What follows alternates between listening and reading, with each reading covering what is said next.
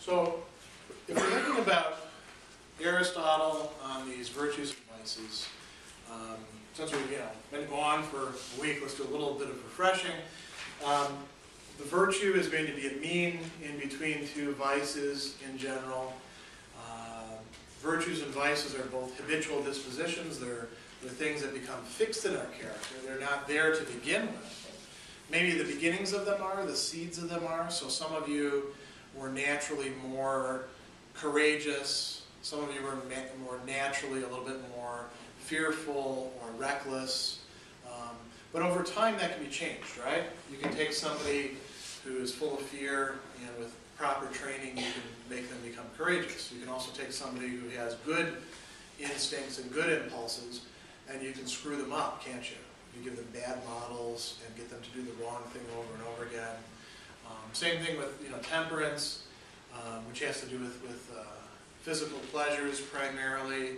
If you take somebody who's been well raised and has some good limits, and then you put them in situations over and over and over again, where you're telling them that it's the good thing to do to indulge themselves as much as they possibly want, what's going to be the result over time? Are they going to stick to those limits, you think? We make movies about this, don't we? And songs too, how one person ruins another person. Sometimes it's actually done deliberately. Somebody will dislike somebody's good, virtuous disposition, and they try to ruin it. You may have seen that, right? People doing that. Sometimes it's just the environment that they're in. Oftentimes we don't realize that, and Aristotle wanted to stress this, our choices make us who we are. It's by doing things a certain way over and over and over again that we become virtuous, or we slide into one vice or the other vice. And with some of these vices and some of these virtues, one of the vices may be closer to the virtue than the other one is, like cowardice. Cowardice is further away from courage, as is foolhardiness. Some of the ones that we're going to look at in this class session, it's a little bit different. So, one of the virtues that Aristotle talks about, he calls it liberality. And that's how it's often translated, in part because it comes from the word for being free. The liberal arts, are the arts of a free person. They make you more free. In studying them, they free your mind. They help you to develop. I would say a better word for this for today is probably generosity. Because this virtue has to do with what you do, what use you make of wealth, possessions, money, primarily. Although we could think of other ways in which somebody is liberal or generous as well. But primarily possessions and money. So what do we do with possessions and money? What do you do with your money? I save mine. You save all yours? Yeah, I try to keep it safe. But eventually you're going to do something else, right?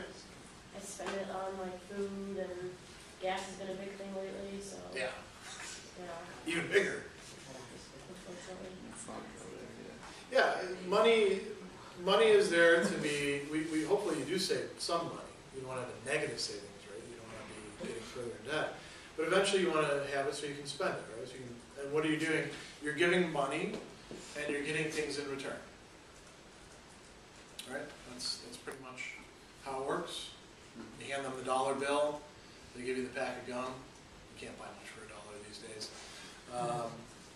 When I was a kid, I remember when gum was a quarter, and every candy bar was a quarter, and it had gone up to that, And so if you had a quarter, you could actually make out okay.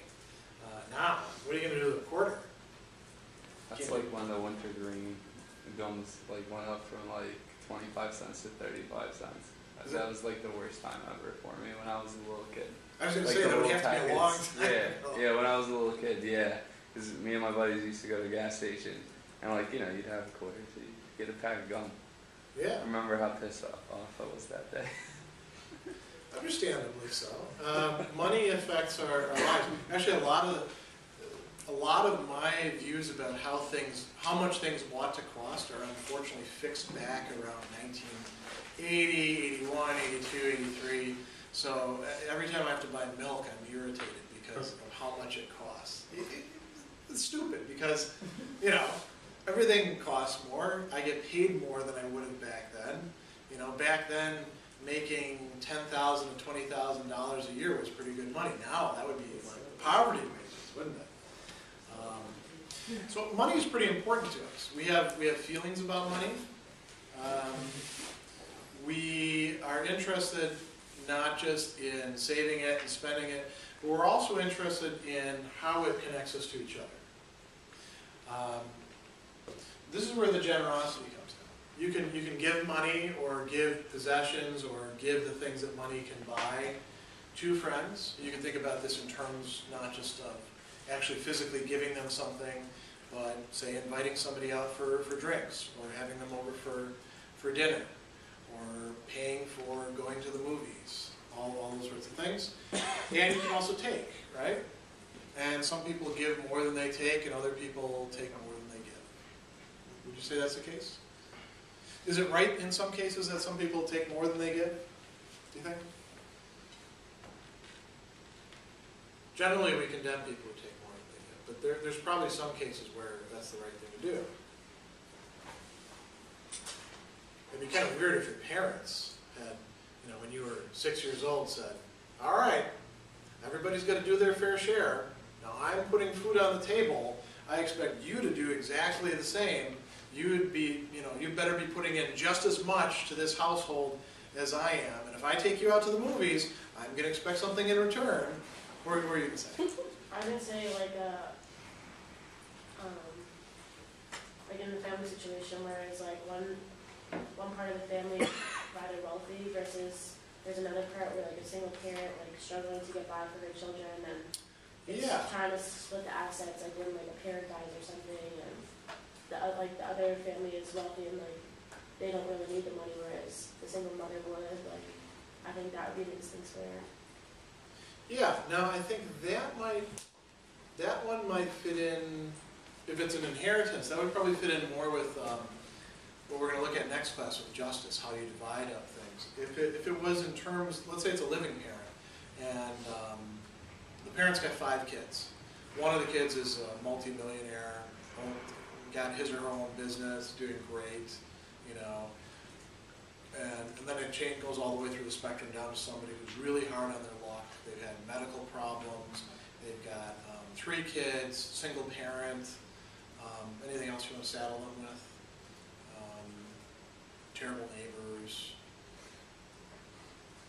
That's probably enough, right? And so they give more, they spend more on them, they maybe buy the kids clothes, take them out every so often, but they don't do anything for this relative over here.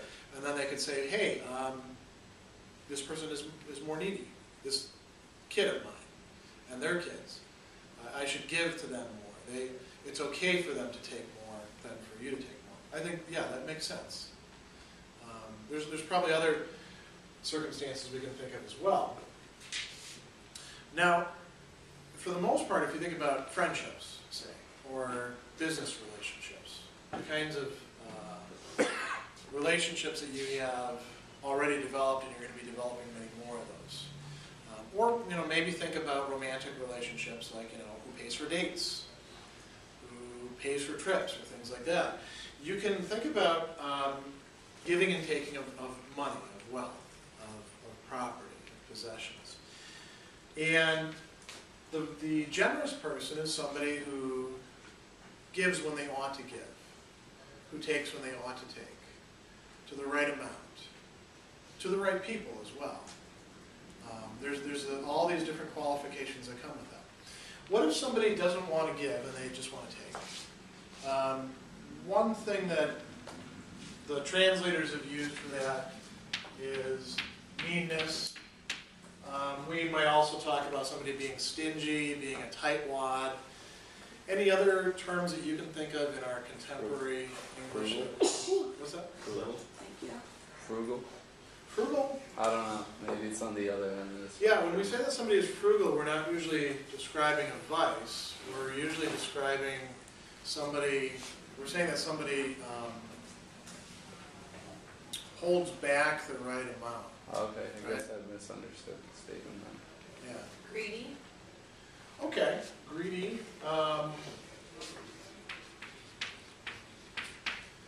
Well, Aristotle's translators will often translate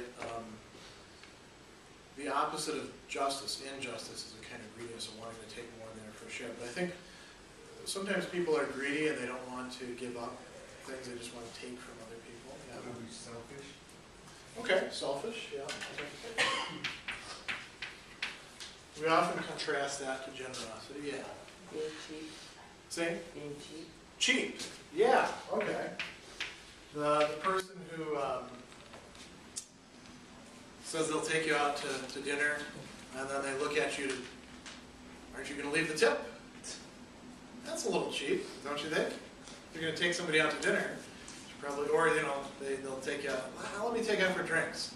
And then you get there, and they buy the first round, they say, all right, come on, it's your turn. You go, I thought you were taking me out. Oh, no, we're going out together, so everyone gets, has to buy a round. I guess that would be cheap. What would be the opposite? Aristotle calls this prodigality. There's other words for this. Being a spendthrift. The kind of people that are always spending, they're always buying the meals, they're always exhausting their income, their property for other people. Do we have any other names for that? I mean, sometimes we confuse that with generosity. Until the money runs out, then everyone leaves that person, right? Any other terms that we use? You think of celebrities. Some celebrities, once they make some money, they just go hog wild and gifts for everybody.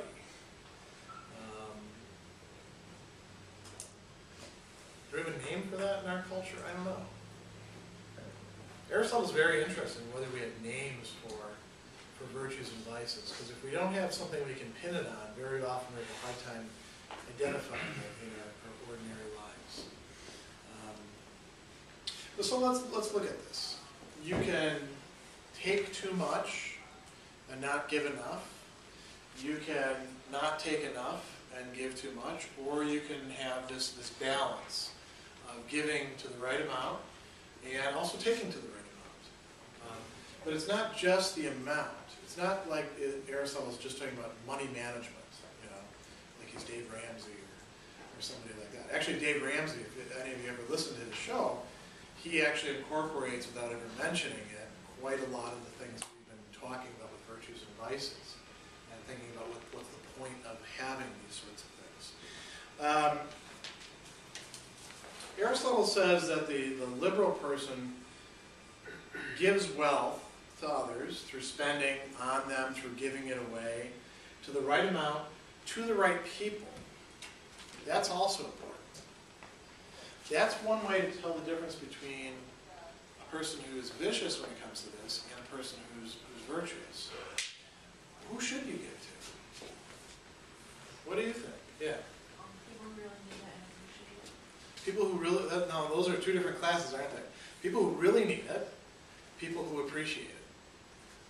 Because some people who really need it, you give it to them, they don't appreciate it. Many of them do. Right? People who are genuinely needy and are conscious of it. What about people who are, say, professionally needy, who are always needy because they blow through whatever you give them? Are they the right people to give to? Maybe not. Maybe we should be selective in our charity, or maybe we should think about who's more needy, right? Should I give to this charity over here to help out people who might be able to get by, or should I give to this charity over here to help people who are just totally destitute? Maybe I should give to that charity. You know, people who appreciate it. I think that a lot of times we get guilted into giving to people regardless of whether they appreciate it. Aristotle thinks that if you're getting a gift, you ought to be appreciative. If you're getting charity, you ought to be thankful that somebody's giving that. And you know, maybe somebody who's just expecting it, maybe they're not the right people to give to. You know, somebody who expects everybody else to foot the bill. Maybe they're not as deserving as somebody who actually does say, "Oh, you know, I didn't know you were going to help me out. I'm really glad you did. I'll find some way to try to make it up, you know, or to help somebody else out." At the right times. When are the right times to give, do you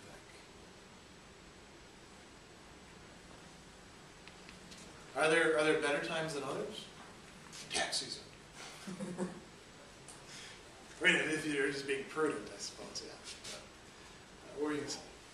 Well, I guess we're using the word need, but it really would be like at times of need when somebody actually needs the money to, you know, get their basic necessities out of life that they require. If you see somebody struggling to get those, that would be the right time to get it. Yeah, I think that would be a clear case of the right time. What were you going to say? I think it's for me because my mom's a single parent, and like as I get older, I understand more like how hard it is, and Yeah. it makes me feel like I want to help her out financially. That's interesting. So, Like the more conscious you become of what somebody else's situation it's like is like. sometimes I offer to spend my money rather than her spending money on me. Yeah, and that's probably a very mature thing to do. And I haven't thought about this before, but if we're thinking about parents and children, it makes sense for a child to have more spent on them than for them to be giving back to the parents while they're still a child. Part of the maturation process is recognizing, hey, I've got some, I should pick up some of the slack. And if you have a parent who's, you know, having a hard time, maybe you should actually spend more than they do. Towards the end of your life, towards the end of their lives, this may be an issue as well. Maybe that's how you give back at a certain point. Now, it's not just about need, though.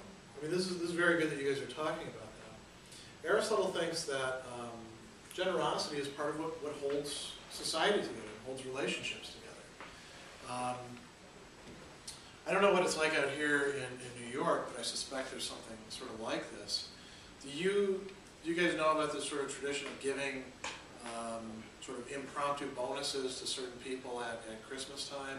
I mean, there's like bonuses that people get because of the place that they work, but part of the thing that my family would do is sometime before Christmas, you actually go out there, and when the postman comes by, you slip him a 20. Or when the garbage man comes by on the route, you give him a 20. Or, you know, sometimes they give him a bottle of liquor, you know, back in the old days. Now, do they have to do that? Was it a silly thing to do? It was part of how you showed appreciation for that person's service. And it probably also, you know, is a prudent thing to do because then they remember you and they think, oh yeah, I'm not going to leave this guy's garbage all over the place. I'm going to make sure this guy's letters actually get through. But I don't think that my family saw it just in terms of, hey, I'm buying a service by giving an extra tip. I think they saw it as, this is what you do. This is how you show generosity to these people that are often unappreciated. Do you guys do it? Is that something that's done out here? Yeah? I actually saw it this weekend. My dad delivers like one of the papers in the morning back at home. Mm-hmm. And there's some of his customers that like will never tip him. Holidays, nothing. But his older customers like tip him like through the roof. Older is in like older people, or? Like older people, yeah. Okay. So, when I was doing the papers with him, like I had to walk the paper all the way up to the front porch and like put it in the door, and like he does certain things for certain people because like they've gone above and beyond to show appreciation for him. Yeah. So, And notice too, if we try to reduce this just to a financial transaction, something gets left out, right? Something of the human element, something of our feelings about it. Just as much as if you tried to reduce your relationship to you and your parents to a purely financial transaction, there'd be an awful lot left out too, right? But that doesn't mean that the finances don't matter.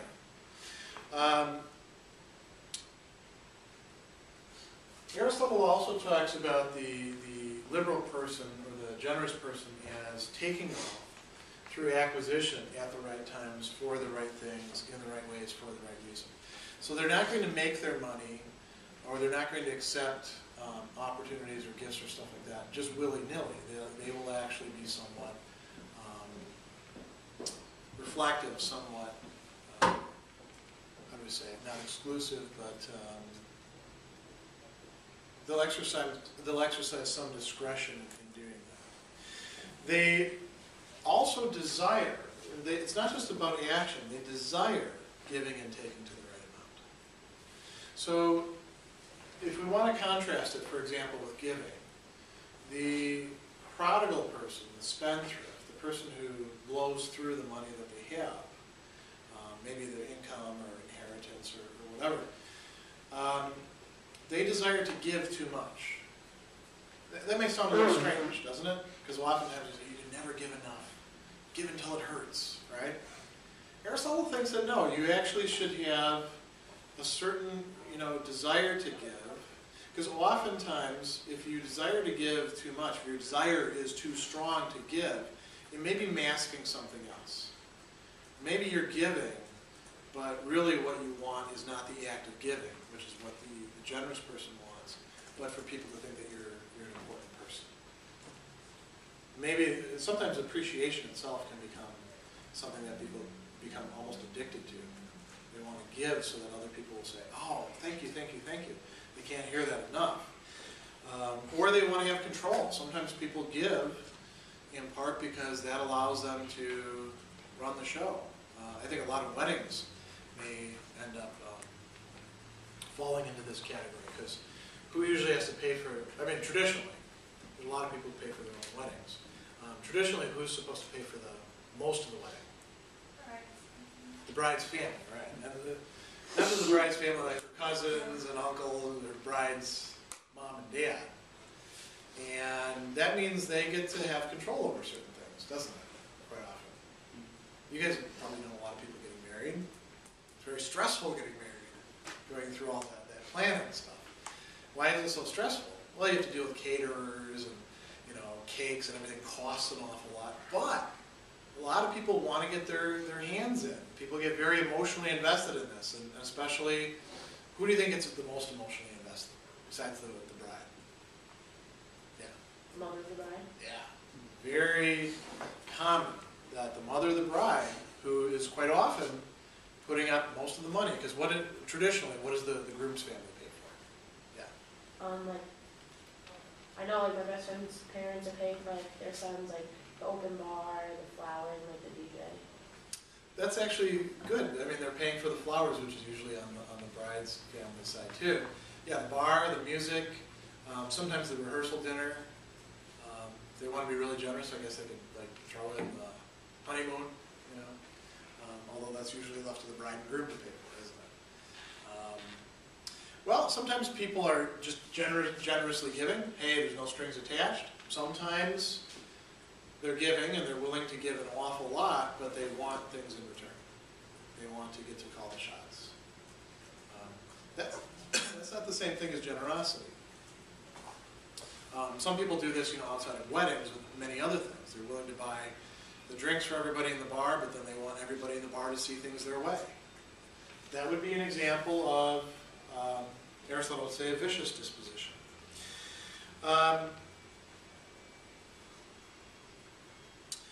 The liberal person uses wealth for the sake, as he says, of noble ends, for the sake of doing good things that we look look up to. So helping out somebody in need would be an example of that.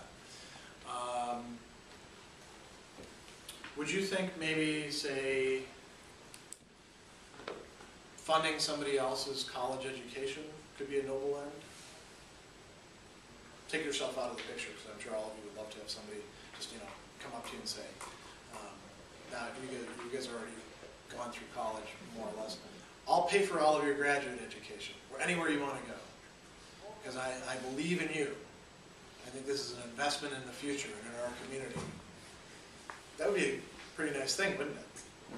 You'd probably like that. If somebody else were to do that with somebody else who is deserving, you'd call that a noble end, wouldn't you?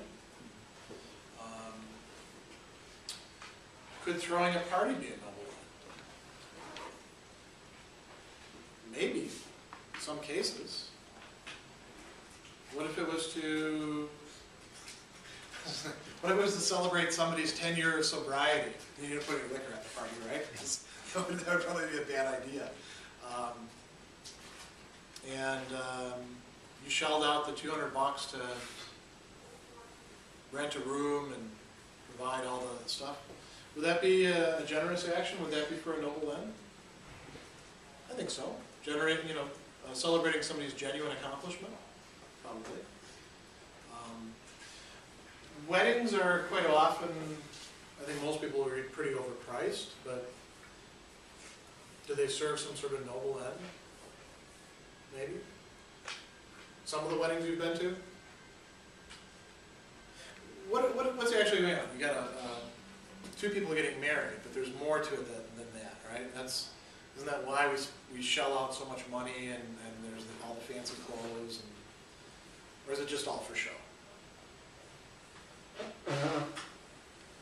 What else can be besides kids? Sometimes on the way out, actually before they even get married.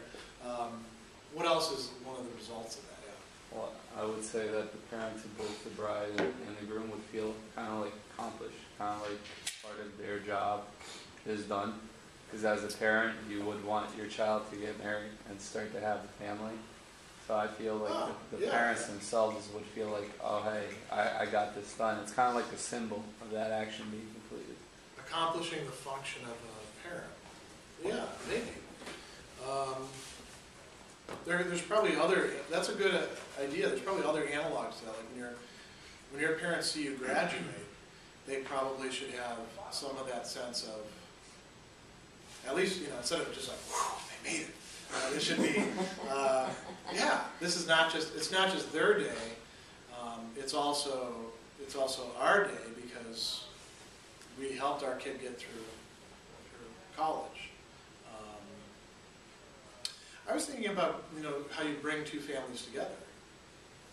They often say you're not just marrying your spouse, you're marrying your spouse's family.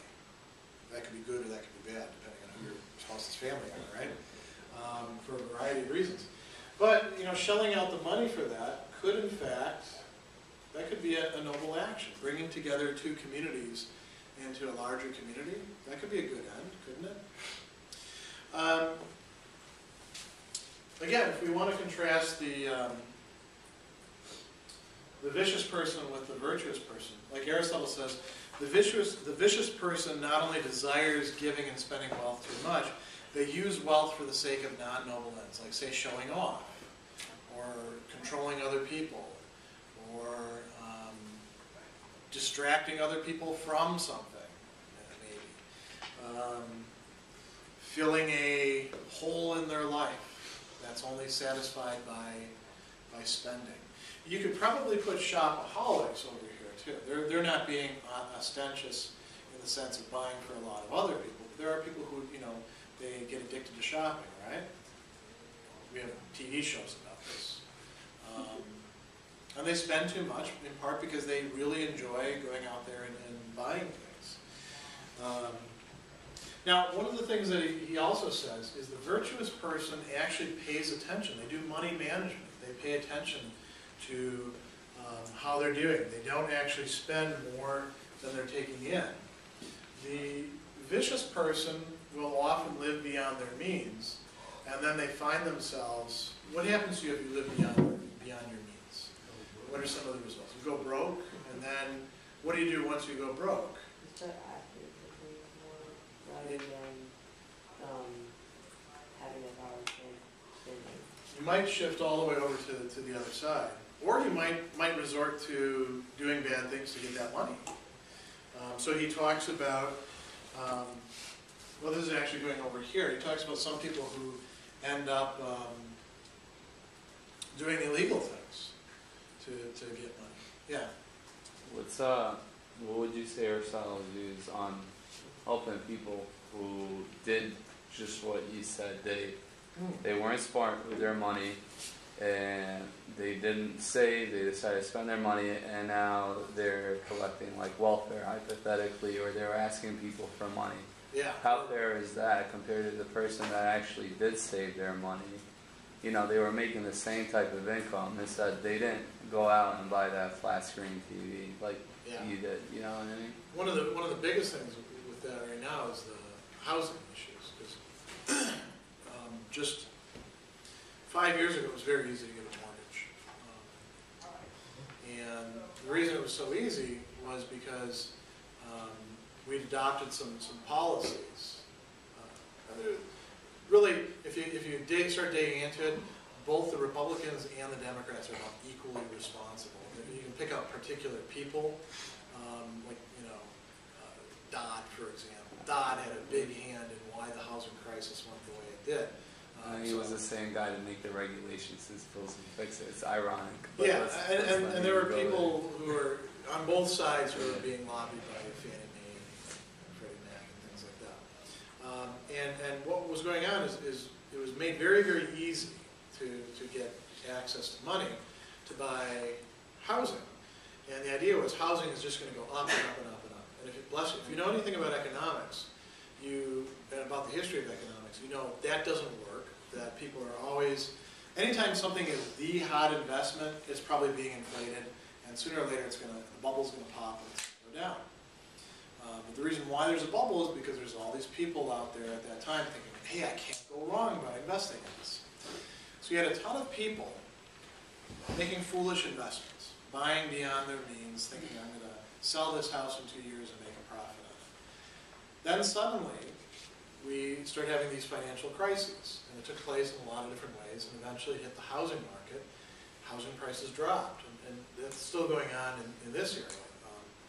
Some of the housing in here probably hasn't hit rock bottom yet in this particular local area.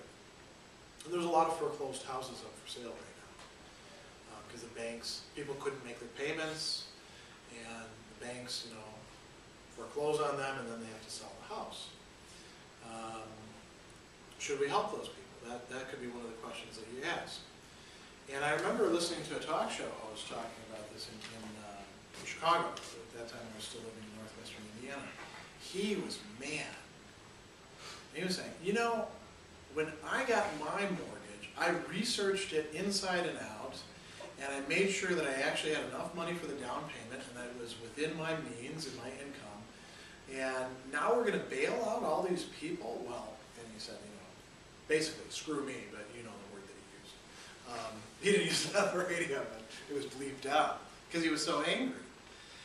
And I think part of that is an indignation about, well, if somebody gets themselves in trouble, should we bail them out? And Aristotle would probably say maybe some of the prodigal people need to learn a harsh lesson.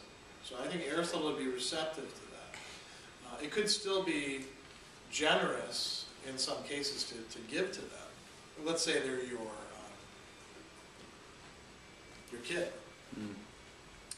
Maybe the government shouldn't pay for them. Maybe you should help them out if you can. Again, with this question, we start getting into issues of justice as well. So I'm going to put that off until next week. Let's go over and look at this now. The stingy person. They give wealth to others less than they should, or perhaps not at all. They're taking, but they're not giving. And we see that as a bad character trait, don't we? Do any of you like having friends like that? They're going to stay your friends forever?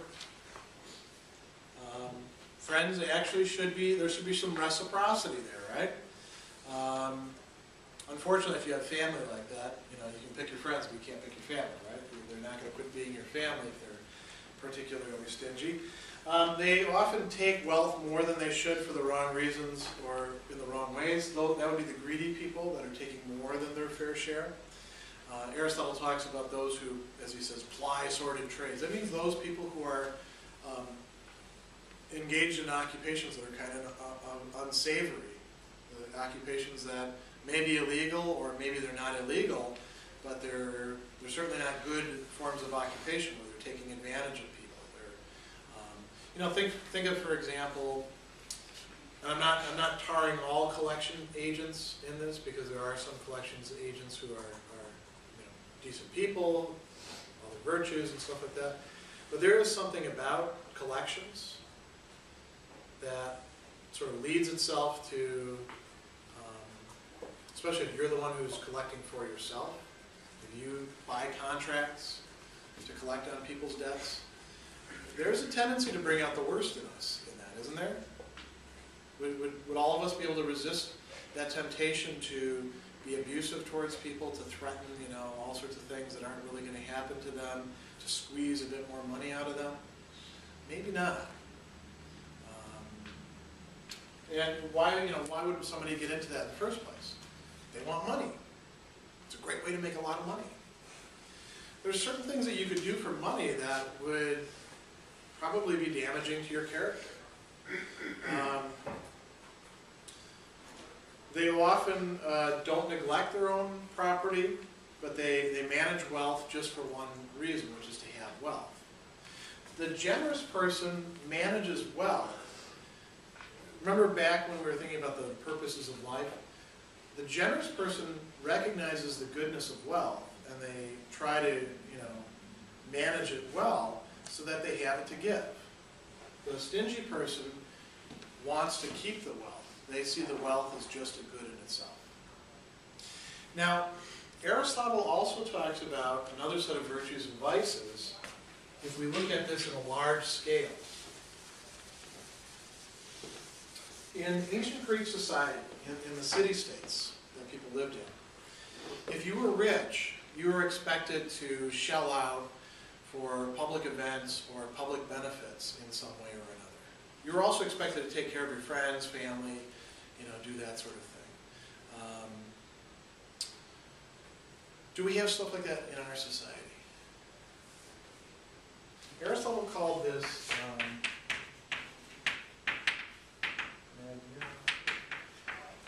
magnificence, literally doing great things. So if you were an ancient Greek, and all of you were rich people, maybe you would actually buy a trireme for the Navy and staff it with men. Maybe you would actually hire the playwright and the chorus for putting on a play. Maybe you would put up the money to actually start a new temple to Zeus or whoever we want, right? Maybe you would actually, you know, let's say you don't have quite so much money, but you put on nice parties, you know, where people come together and they get to mingle, and you know, we have these events, right? Maybe you would put up the money to fund an artist to create great sculptures that would be in the city square, you know? Those would be examples of magnificence, of doing great things for one's community. Not just private giving, but you might call it public giving, public spending. Do we have stuff like that in our society? We have a lot of things like that, right? Do we call them magnificent? Do we have any terms that we use for people who are, we might say, good donors? Charity, I don't know. We might call them charitable. Maybe we don't have a word for good donor. Yeah, I think that would be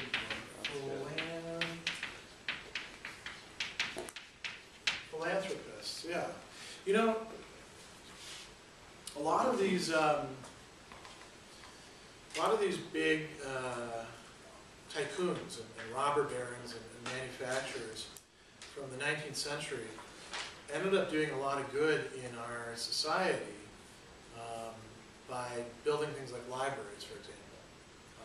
Andrew Carnegie, who was apparently a pretty tough businessman, put a lot of people out of business, ended up building all these libraries all across the United States. Did he do good by that? Did he contribute to communities? I think so. I think he probably made huge contributions that he wasn't even aware of at the time. That would be a true philanthropist. Now, he may have gotten his money in ways that are less than savory, but certainly after he had his money, he knew what to do with it. Yeah. Doesn't intent have a lot to do with it? I know the Rockefellers. Intent, you said? Yeah. Yes. Because they actually, I forgot what exactly happened, but they were one of the first businesses or so called to hire a PR person. And they hired this person, and then he would give them advice on as to what to do with their money to better their image as not so evil people. Yeah. And that's how we have the Rockefeller Center and whatnot because of this guy's suggestion. Okay. Yeah. Yeah, I suppose if you were just doing it for PR reasons, then Aristotle would say that's the vice, which he calls vulgarity. We might call something like that just purely self-serving giving, or whitewashing somebody's image. Nowadays we actually have this term greenwashing, right? These companies give lots of money to environmental causes so nobody will look at the pollution that they're doing, call that greenwashing. They have solar panels. They must be good people if they have solar panels. Well, not necessarily. What would be at the other end? Aristotle, the translators call it stinginess.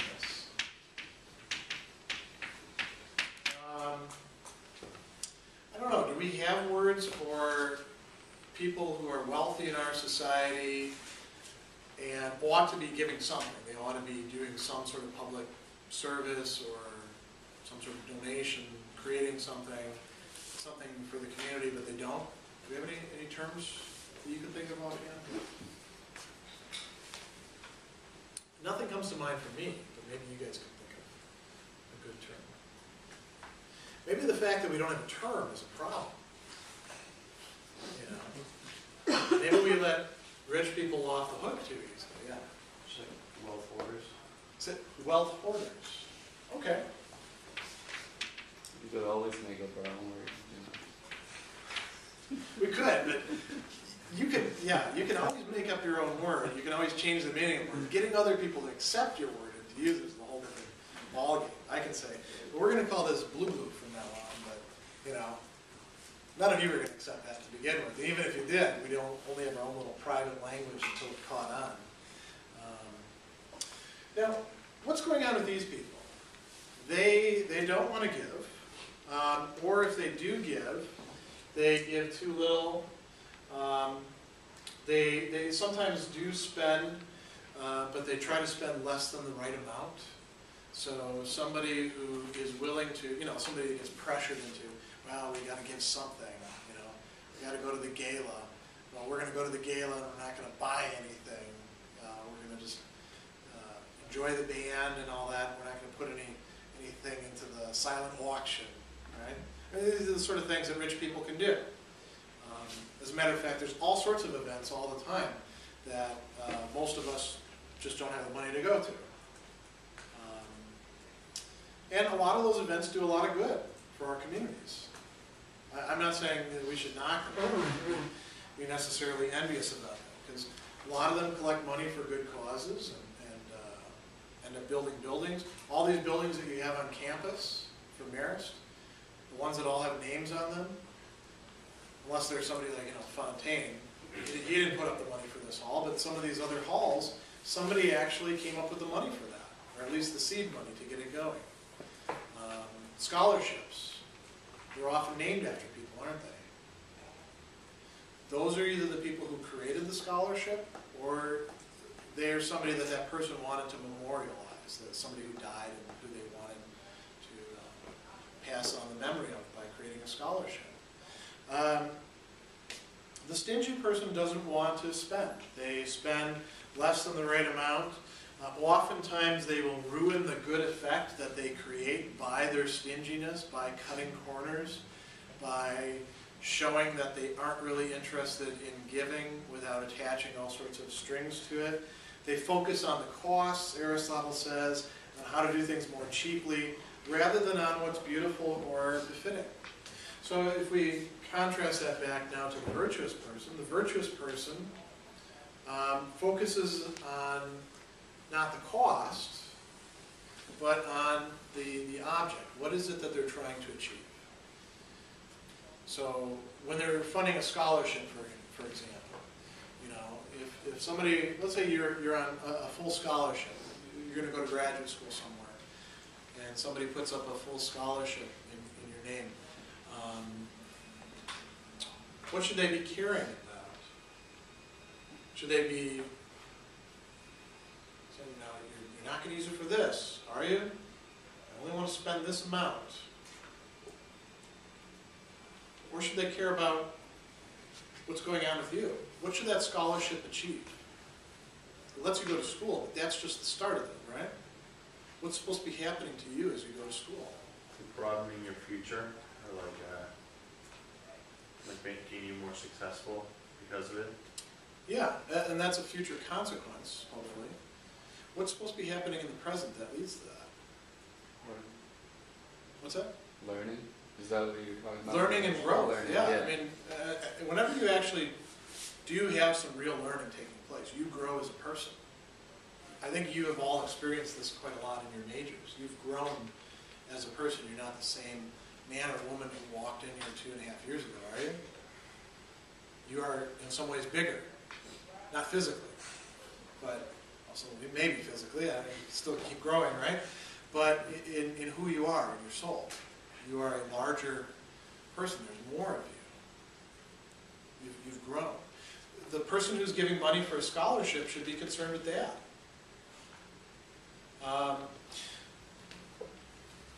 What about the person over here? What are they concerned with? They're not going to count the costs, but they're interested in making a big show. Like he says, Aristotle says, they're interested in making a big show rather than on the real beautiful or befitting product. They often are lacking in good taste. They can't see what would be good in the circumstances, what good taste would require. Why do they actually want to spend on a large scale? They want to show off their wealth. They want to be a big shot. They want other people to look up to them, to think that they're successful, that they're something. The generous person, the magnificent person, or the philanthropist, is not really that concerned with what other people think of them. They're more concerned with the good that can be achieved through spending that money. And now all of these are habitual dispositions. All of these are things that people will do when you give them the opportunity and will show their character. You can count, if the person really is vulgar, you can count on them to be vulgar the next time around and the next time around. If a person really is stingy, you can expect them to be stingy not just in this case when you go to ask them for a donation, but the next time. And if a person really is a philanthropist, a good word for it, or magnificent, you can, and this is what actually does happen, you can hit them up multiple times for good causes. And they will distinguish between good causes and frivolous causes. You know, let's think for an example about really easy to relate to thing. You guys have that tunnel that goes under the Highway 9. And you guys have been here long enough to remember when that tunnel wasn't here. Has that tunnel improved your lives? Yeah? Those of you who live on campus. Now, does the tunnel is pretty utilitarian looking. Is it really gaudy inside? I haven't actually been in there, but I can see from the outside. What if they put mosaic murals in there? Wouldn't that make it a better experience for you each time that you walk through? You know? Maybe Marist could, spend some money on buying some famous artwork. Like it could not only be a tunnel, but also an art gallery. Maybe a Picasso should be in there. What do you think? No, that would just be, you know, that would be silly, wouldn't it? It's not an art gallery. It's a tunnel that serves a purpose. It does a good thing. It improves your lives, but it's just a tunnel.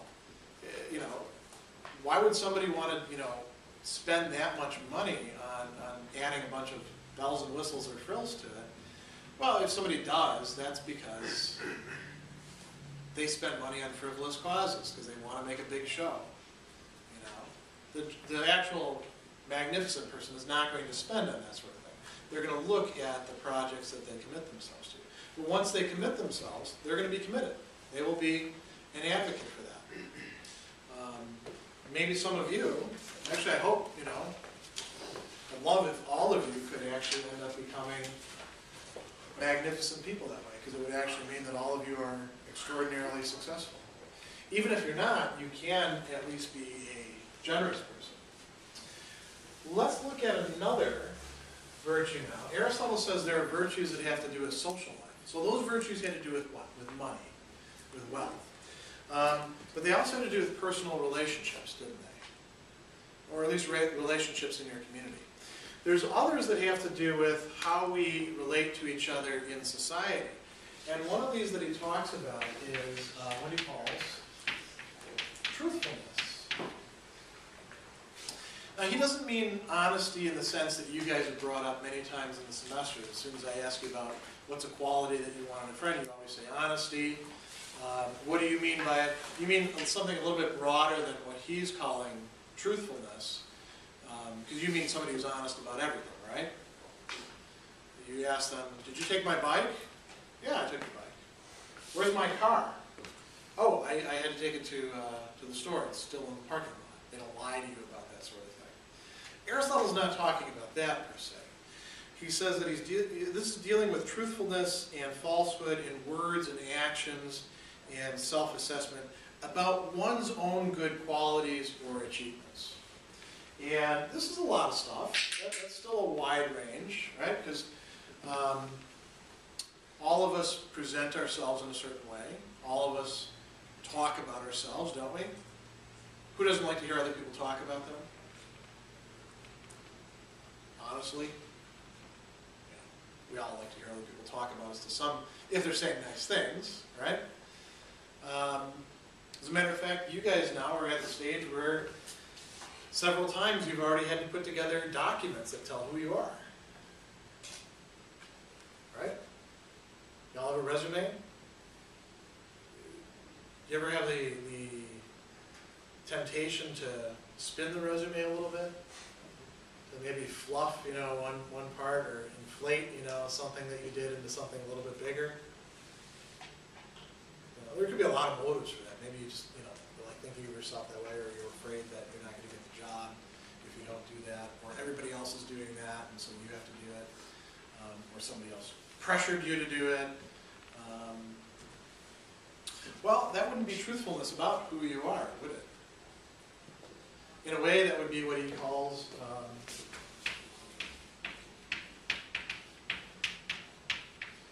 boastfulness, which is inflating your good qualities, or your good achievements, or your attributes. And then he talks about what gets translated as self-deprecation. I think that another term that we could use for this is putting oneself down. Aren't there some people who habitually downplay their own good qualities or attributes? They don't take compliments well. You give them a compliment, a real compliment. You know, there is something really good about them, or they really accomplished something that's of lasting benefit, or, you know, was really well done, and they say, oh, no, they find the one thing that they didn't do right in it. This is a really good paper. Yeah, but I misspelled can't on page 3. They're kind of missing the point, aren't they? Yeah, what were you going to say? Oh, no, I'm sorry. I have my hand up. Oh, okay. So truthfulness about oneself. Truthfulness about oneself is being honest about what your qualities actually are. You know, how good are they in actuality? They might be, you know, this good, but not this good. They're still good, right? They're good in some way, they're good to some extent. And about one's achievements. Bless you. So the truthful person only claims good qualities or achievements for themselves, which they actually possess. What does the boastful person do? The boastful person sometimes just makes stuff up. You ever run across somebody like that? Make stuff up. They never actually were in this place, but you're having a conversation about it, so they got to tell you about their vacation that they took there that was better than your vacation. We've all seen that, right?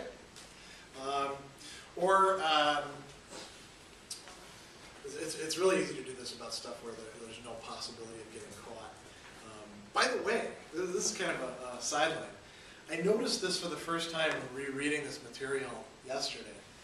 Aristotle actually, when he's talking about boastful people, he says that they will often lay claim to qualities that are either seen as honorable or distinguished, you know, things that give a person a good reputation, or they lay claim to things that are beneficial to other people. So two different kinds of good: the honorable good, the beneficial good, you know, the useful good. And the three groups of people that he singles out, he says also, they also tend to pick, you know, ones where it's hard to check up on it. It's hard to catch them in their lie.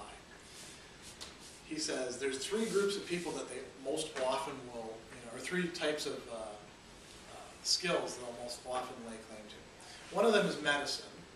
Back then there wasn't an AMA, there wasn't any, you know, medical school or certifying thing.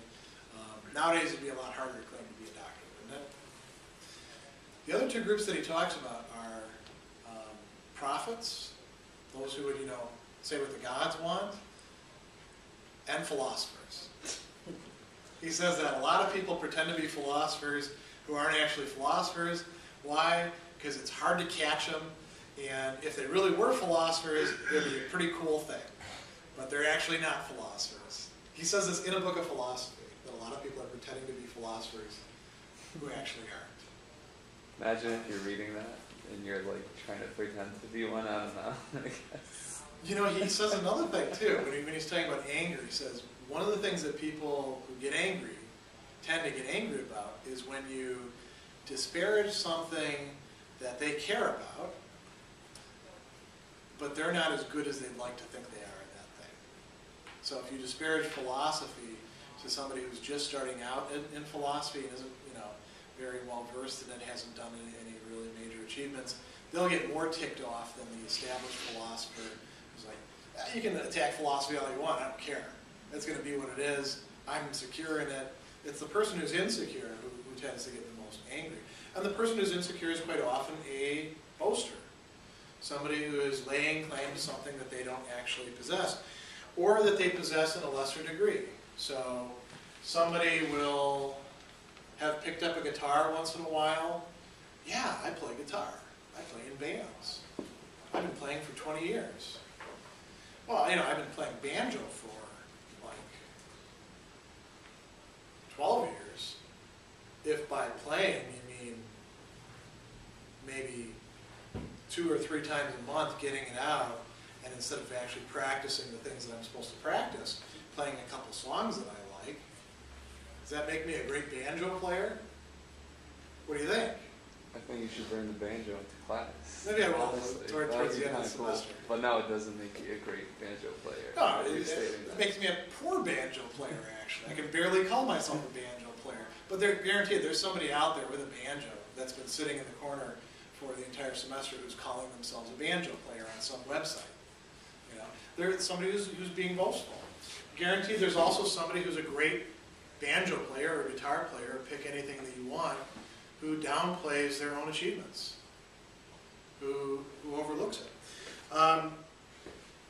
Now, Aristotle actually says, and this is kind of interesting, if this person leans one way or another, it's going to tend to be more towards this way than towards this way. Why? Because it's felt to be in good taste to downplay your good qualities. What's the desire that's governing this? He says, this person is actually a lover of truth. He coins a new term for lover of truth, philalethes.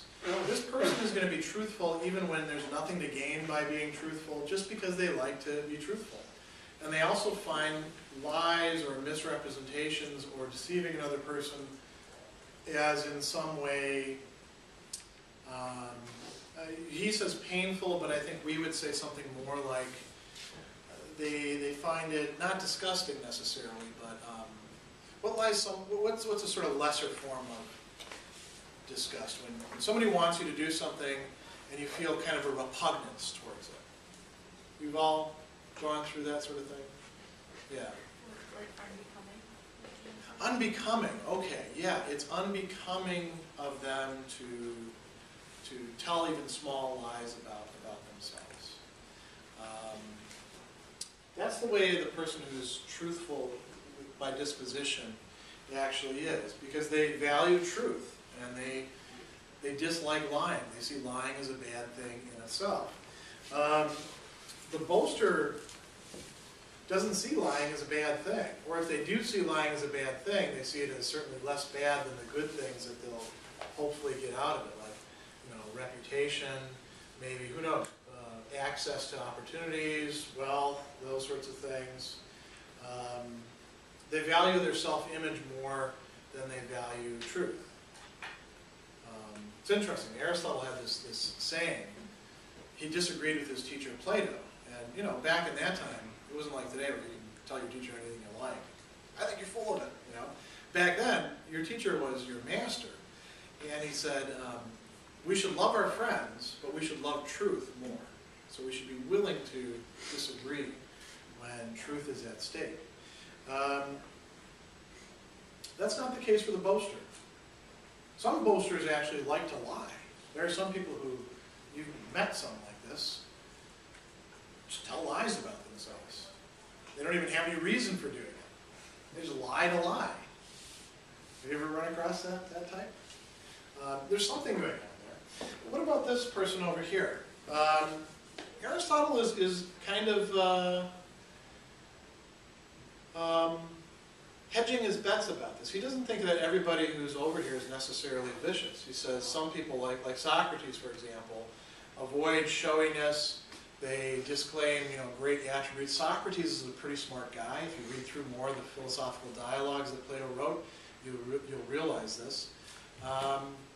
Socrates, over and over again, pretends like he doesn't know what's going on. That may frustrate you, too, when you're reading it. Come on, just out with it. I know what you're saying here. Why did he do it? Does anybody know? Remember back to intro class, or if your teacher talked about that? Why would somebody pretend they don't know something that they actually know in talking with their friend? Yeah. Maybe potentially not to make their friends feel stupid, or to make themselves like they don't belong in that crowd, potentially. Yeah, sometimes we dumb it down so that we can fit in. Socrates wasn't doing that. And actually, sometimes if you read through the dialogues, he does make stupid people look stupid. He shows them up by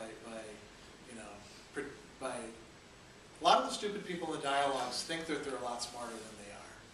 And he lets them sort of fall into their own traps. What were you going to say? I was going to say nobody wants to be right all the time. Nobody wants to be right all the time? I know some people who want to be right all the time. You know some people who want to be right all the time. We don't like them, right? But, yeah, maybe there's something kind of unattractive about being right all the time. So maybe Socrates could be hiding his knowledge for that reason. In part, it's to, yeah, go ahead. I know he says that he knows he's smarter than a lot of people because he knows that he might not be right. He knows that he's not always right. So he's smarter than a lot of people. He's acknowledging that who think they're always his right. limitations, which Yeah. I think is getting to what you're talking about as well. Yeah, and sometimes he's actually kind of faking that too, because sometimes he talks like he doesn't know anything, but he does know some things. Yeah. I think he just wants to like see their honest opinion before he gets to say his. There's something to that too, and if somebody acts like they know everything, right, you're not going to get other people's genuine opinion, are you? You just get whatever you allow them to fit into. It's also so he can teach. If your teachers use the Socratic method, they often pretend like they don't know what they're doing, and let's just open it up for discussion, and hopefully, you know, it'll gradually pull the truth out of you by leading you into it. But you can't actually come right out and say, I know exactly where we're going, right? If that's going to work. And that's what Socrates does. And it is very important to be able to actually draw them out and see what do they actually think. Some other people fit into this better. He says affected people disown or downplay low value qualities, or those that they obviously have. If somebody actually does have a good quality and they tell you, no, I don't have this, quite often they're being affected. They're kind of showing off in a different kind of way. Falsely humble people, he talks about, make a show of putting themselves down. Like the person who tries to show how poor they are by wearing ripped jeans and stuff from Goodwill, even though they're filthy rich. There's something kind of funny about that, isn't there? Or the person, he talks about the Spartans. The Spartans deliberately adopted very simple dress. I don't know if you know many of the stories about them. They were forced to undergo a lot of rigorous training and to develop a lot of toughness, which made some of them kind of sociopathic. Violent sociopaths, really, is what we probably call a lot of those Spartans today. Aristotle thought that was kind of showing off. That wasn't really, they would sort of downplay their qualities, but everyone knew exactly what they were saying, so they would pretend like they were, drilling all the time so they could possibly measure up to being great warriors. They were the toughest warriors in Greece. Right? So their self-deprecation, when it becomes a habit, becomes vicious. And in our day, I think if we were going to translate this into other terms, wouldn't we talk about this as the person who doesn't take credit for their good actions? They let other people take all the credit when they shouldn't. I mean, there could be some cases where you should let other people take the credit, like when they actually deserve it. Yeah. What about people who like fish for compliments, or like, oh man, I'm so fat? Oh, so is that's that a good. Depreciation. Yeah, that's a good question. They're definitely not. Not even that they even think that they just want people to tell them otherwise. Well, it's like they put themselves down so they can boast about it. I don't know. That's Yeah, I think you're right. Fishing for compliments. That would be a type of Because I feel like I know a lot more people like that than people who put themselves down for other people to take credit. I don't really know anyone like that, but Yeah. You mean people who are like genuinely humble? like overly humble. Okay. Yeah, I guess the fishing for compliments thing would be an example of vicious behavior. A good example of these ones would be like guys trying to get with girls, because you have that cocky guy, but you also have the guy like searching for pity. Yeah. And then Okay. you might have like that guy that's actually a nice guy being truthful, but usually it's Yeah, you have the guy who's got the sob story. Nobody ever wants to go out with me. What else do they say? I can see why women are attracted to other types. I'm the one who's always the friend, never the boyfriend. And then that turns into a set of lines, you're saying? yeah, pretty much. Yeah, I think that would be a good example of this. And then you're right, there are plenty of guys who will go out there and talk about their income, who they know. What else do people boast about? Everything. Is there anything people don't boast about, maybe? Maybe not. That's probably a good place to close. We didn't get to all the other virtues that I wanted to get to, but you have some charts for them that I've created for you. So if we're thinking about courage, when it comes to any of these Aristotelian virtues and vices, it's often helpful to think of other words that we use. Are there any other words that we use besides courage to describe that sort of character trait? Yeah. Brave.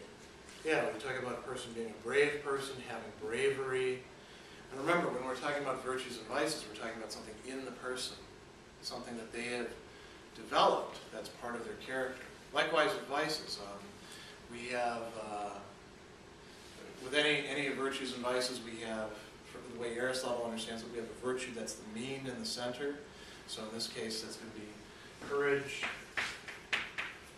or bravery. And then depending on how you want to look at it, he talks about excess and deficiency, not enough, too much. With courage, it's a little bit trickier, isn't it? Because it has to do with two different things, two different emotions, which are actually opposites to each other. It has to do with what? What's the one that stands out right off the bat? What's the emotion that courage has most to deal with? Fear, right. But Aristotle talks about the opposite of fear, which is confidence. Actually, other philosophers have opposed other feelings or passions or emotions to fear, like hope, for example. But Aristotle talks about confidence, and by that he means the sort of sense of being able to do things, being able to succeed. Think about the confidence, those of you who are athletes, the confidence that you have after you've drilled, you've come together as a team, you know exactly what you're doing, and you're going up against a weaker team, right? You're fairly confident you're going to win. You're not 100% sure. Or, you know, those of you who play instruments, a certain confidence comes with that. Those of you who are now, we talked about this before, okay with public speaking, who weren't originally okay with public speaking, like 99% of the population, but now when you get up, you actually feel relatively confident. That's that feeling that he's talking about. And you could think of the cowardly person as both lacking confidence and having too much fear, right? So should we place them on this side of deficiency or this side of excess? It doesn't really matter so long as we understand that there's too much of one thing and not enough of another. So let's just put it over here. Cowardice. Are there any other words that we use in our culture besides cowardice? Calling somebody a coward. We have a lot of sort of slang things. Somebody's a chicken, you know, remember the playground. Kids, you know, actually like mime a chicken to each other. Do we have any other terms that we use? Aristotle's very attentive to language. To moral language, yeah. A whim, yeah, okay. I think that would work. If we wanted to make it a substantive, instead of calling somebody cowardice comes from coward, we'd have to call it wimpishness or something like that. We'll just put wimp, right? And we all know what it means. And if you're calling somebody a wimp, I think that you are saying something very similar to calling them a coward. Any other terms that we use in our, yeah? Yeah, we still use that, interestingly. It's kind of an old-fashioned way of talking, isn't it? You know, you see it in a lot of Westerns, and they don't say yell, they say yeller, or yeller. But we still do call people that. I think we have a lot of other vocabulary. What about the other extreme? Aristotle talks about rashness, or foolhardiness. This is the person who has too much confidence, undue confidence. Any other terms that we use in our culture? Yeah. Cocky. Okay, yeah.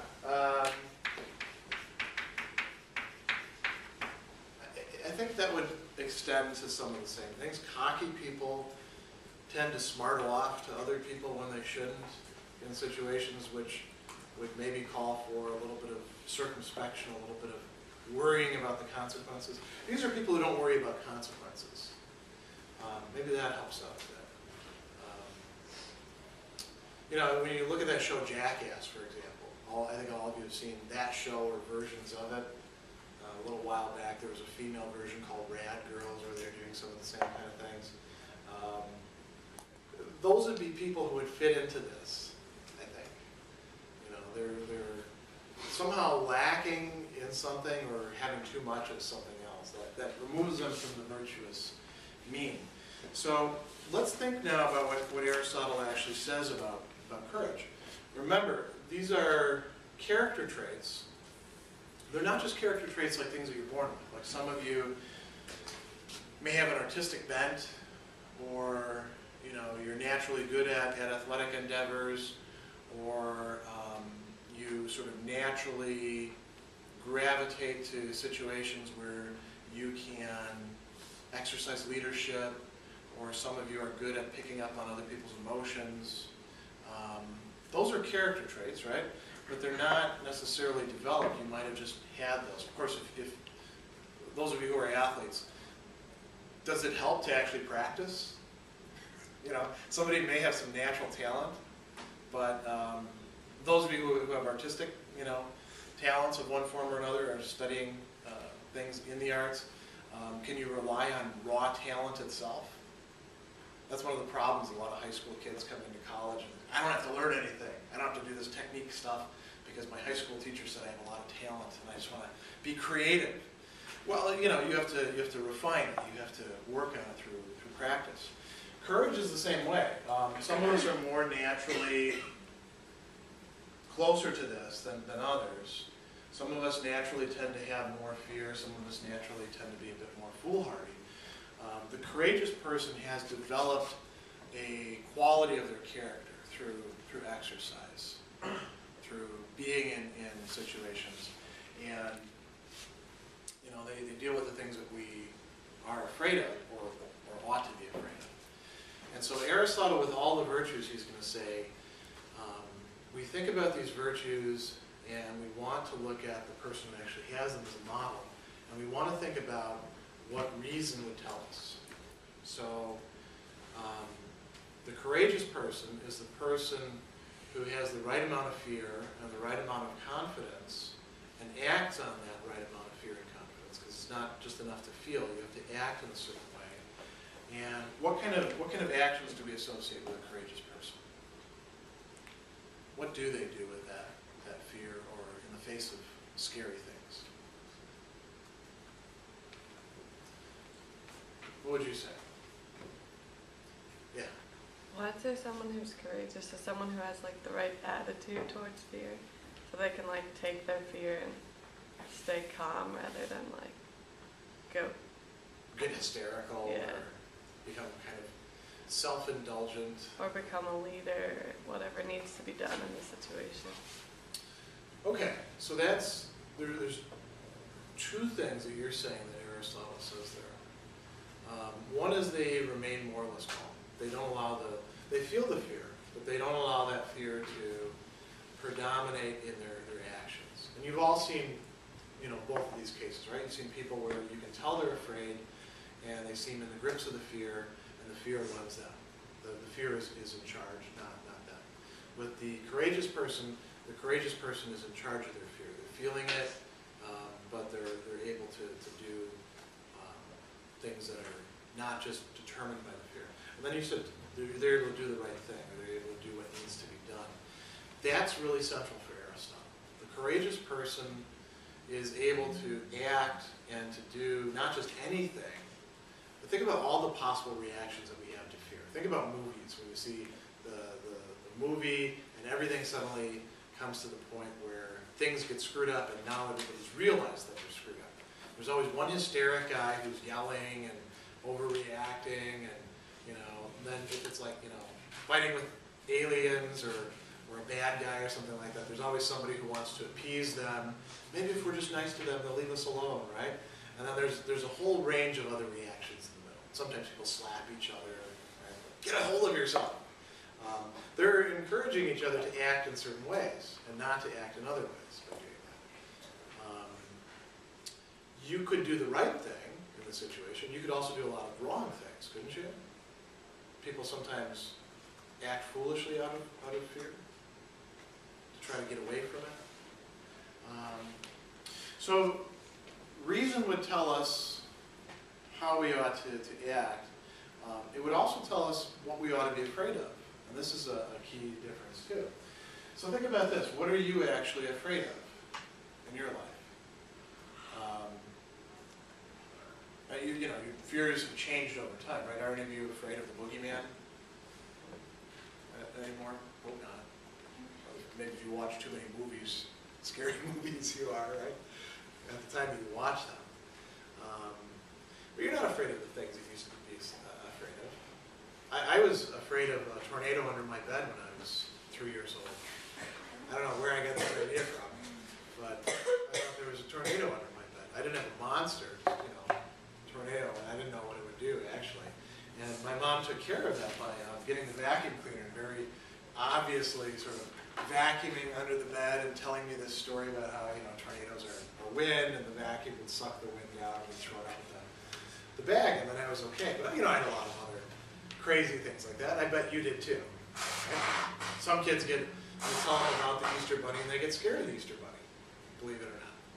They don't want that bunny coming into their house, like a home invader, I suppose. But you're not afraid of those sort of things. You have more realistic fears. So what are the things that you're actually afraid of as 20-odd-year-old students? Yeah. Failure. I think that's probably the biggest one.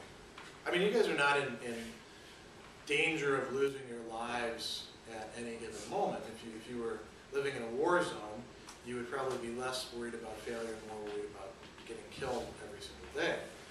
But in our society, failure is a big one. And I think it's particularly pressing for your generation. I was just thinking about this with some of my online students. In my generation,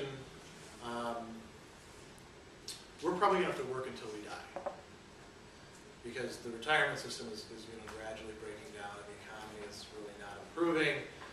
But at least when I got out of college, there were a lot of jobs.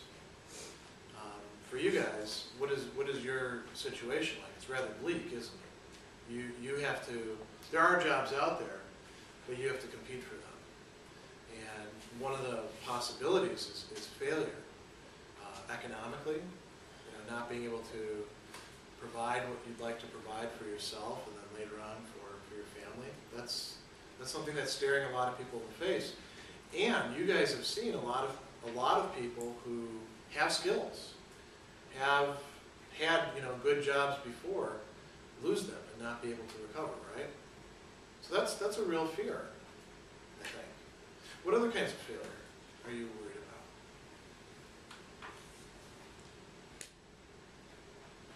Are you worried about how the semester is going to pan out? I think some. Right? Every semester there's things that come up. What else? What else are you worried about just in this mode of fear? What else are you worried about failing in?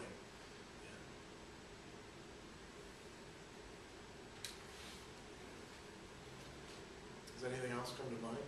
Or is it primarily economic, academic? Any of you worried about relationships? Romantic relationships, whether it's going to succeed or fall apart? Or maybe worried about that in the past. Yeah? And you probably will fear that in the future at times too, because anytime you put two people together, especially if you meet somebody in your 20s, you're going to change over time. And you'll have to either adapt and harmonize with each other's changes, or failure will take place. Yeah. I'm not sure if it's exactly correlates or whatever, but almost failing as in disappointing another person. Like you're talking about with relationships, not living up to their expectations. I think that's That's another friend or family. Yeah, that's another thing that we fear. And you could actually be in a situation where, because so many people have different expectations, you can't possibly meet all of those. And people worry about this. You know, fear gnaws away at us, doesn't it? If we don't learn how to manage it. It can motivate us to do all sorts of things.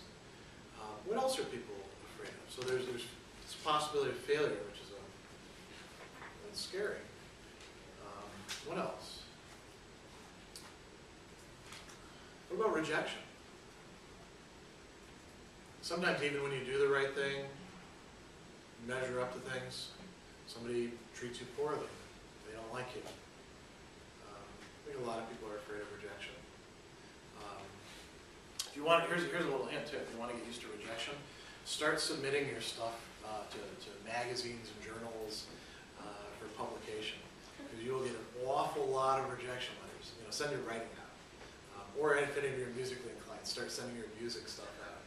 You will get a lot of rejection, and you'll either develop a very thick skin in dealing with that, which might be a kind of courage, or actually might be a kind of rashness, or you'll quit. You know. What else? What else are people afraid of? What are things that most people tend to be afraid of, you think? We talked about death. Aristotle talks about that too. Yeah. Losing people that you love. Yeah, not only your own death, but those of other people that you care about. Some of you have probably experienced some deaths already. This is kind of a grim thing to say, but if you think about it, every single person in the world, everybody you get attached to, either you're going to die before they are, and they're going to have to grieve you, or you're going to die, or they're going to die before you, and then you're going to have to grieve them, or you're both going to die at the same time. So it's one of those things that we can't escape, and you have to deal with. You've probably all dealt with deaths of pets too, and things like that. Even that doesn't feel good, does it? And you can fear it. You can, you know, fear is in the future tense, you might say. You can worry about these things that aren't yet come to pass, but you know are coming up. My wife doesn't like me to talk, because, you know, I'm fairly matter of fact. We have dogs. Dogs don't live forever, do they? The dogs are 7 and 8 years old. So how much more can we really expect? Maybe another 7, 8 years.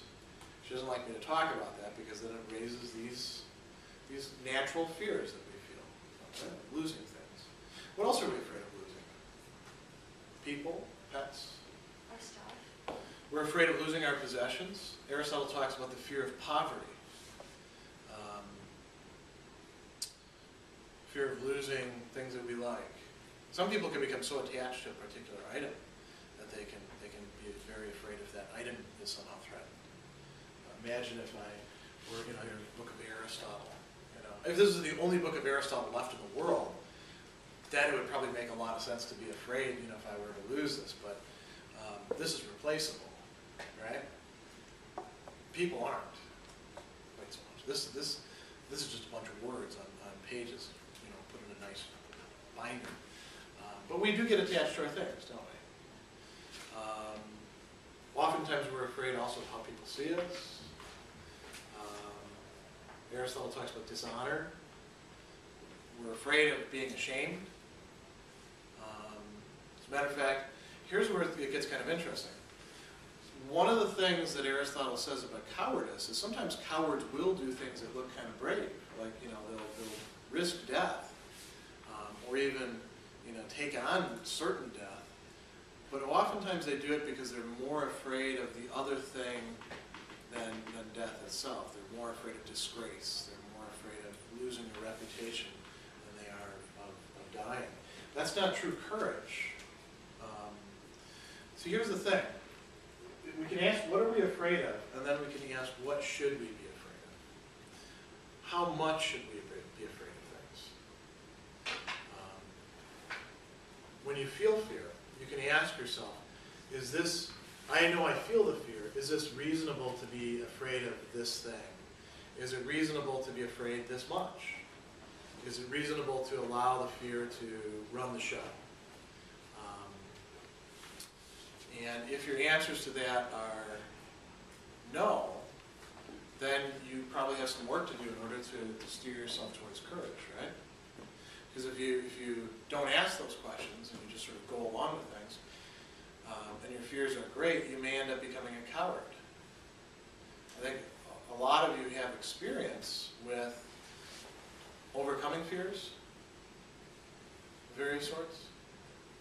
What are some fears that you guys have overcome, besides public speaking? We already talked a lot about that. What are some other fears you've overcome? Yeah. I don't really know how to describe it, but I know I always have fear of pressure. Like if I have to live up to a certain expectation, Yeah. and then I have to put in like the extra work and stuff, I'm always afraid of not getting there. I guess, or not proving myself worthy. Yeah. I mean, it's like if you get a job and you're promoted, and then you have that fear of, What if I can't measure up to the new position? but then you do. Then you feel. Yeah. And now, have you ever seen anybody? That's a good example, I think. So, getting promoted or getting an opportunity to do something, and then worrying whether you will be up to it. I think a lot of you have gone through that, haven't you? Have you seen people who didn't measure up? Why didn't they measure up? There's a lot of different possible reasons, right? Stars weren't aligned right, things just didn't work out for them.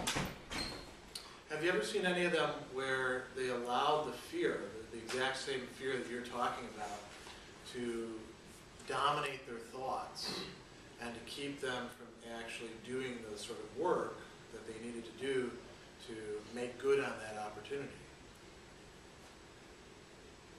Have you ever seen that happen? It's kind of one of those self-fulfilling, we talk about self-fulfilling prophecy, where you're too worried about how you're going to perform, and that worry itself keeps you from performing. Does that ring a bell? I think some of you guys in athletics have seen this with people, right? Somebody gets into a slump with hitting, or with, what would be the equivalent of lacrosse? What do you actually call it? Shooting. Shooting? Okay, somebody gets in a slump with shooting, they can't ever seem to hit the goal. They feel like they can't possibly succeed. They start to worry about what everybody's thinking, and pretty soon they're caught in a funk and they can't get out of it. If they don't watch it, that can lead to this vice of cowardice.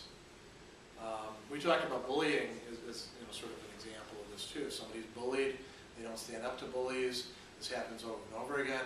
They may develop a cowardly sort of disposition. Let's look at the opposite now. What about rashness? Should you face up to every single fear or dismiss every single fear? Aristotle says no. There's some things you actually ought to be afraid of. It's right to feel fear when somebody threatens you with a gun. As a matter of fact, if somebody is just putzing around and playing with a gun and it's loaded, you probably ought to feel afraid. If you don't, you might be over here. That might be a problem. Aristotle talks about a couple different ways in which this can occur.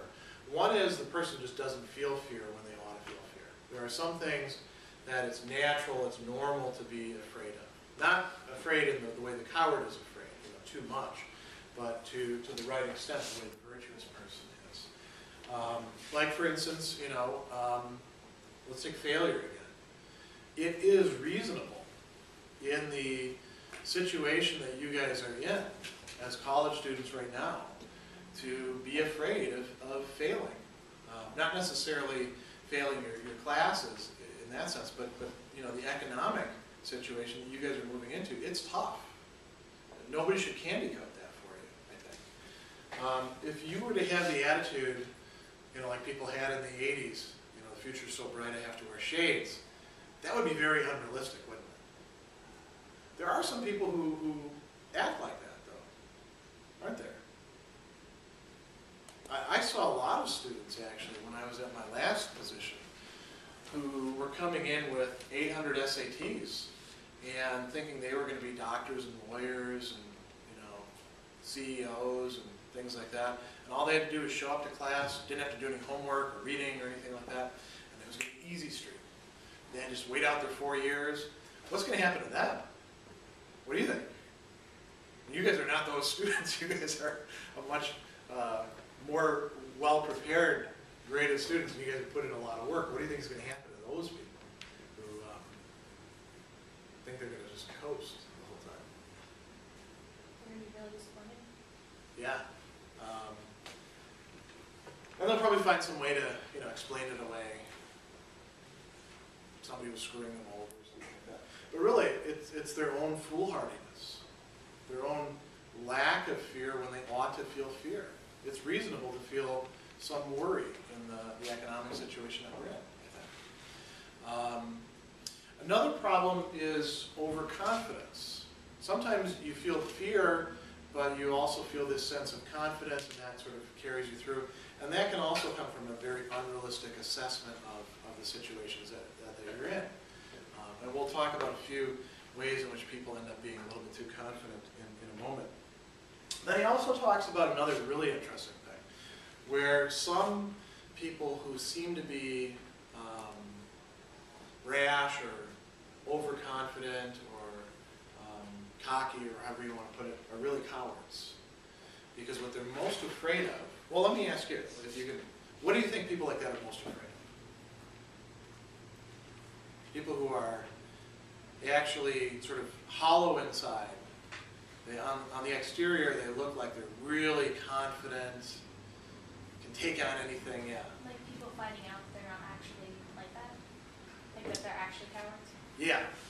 It's interesting. Aristotle is noting something back in the 4th century BC that we still see today.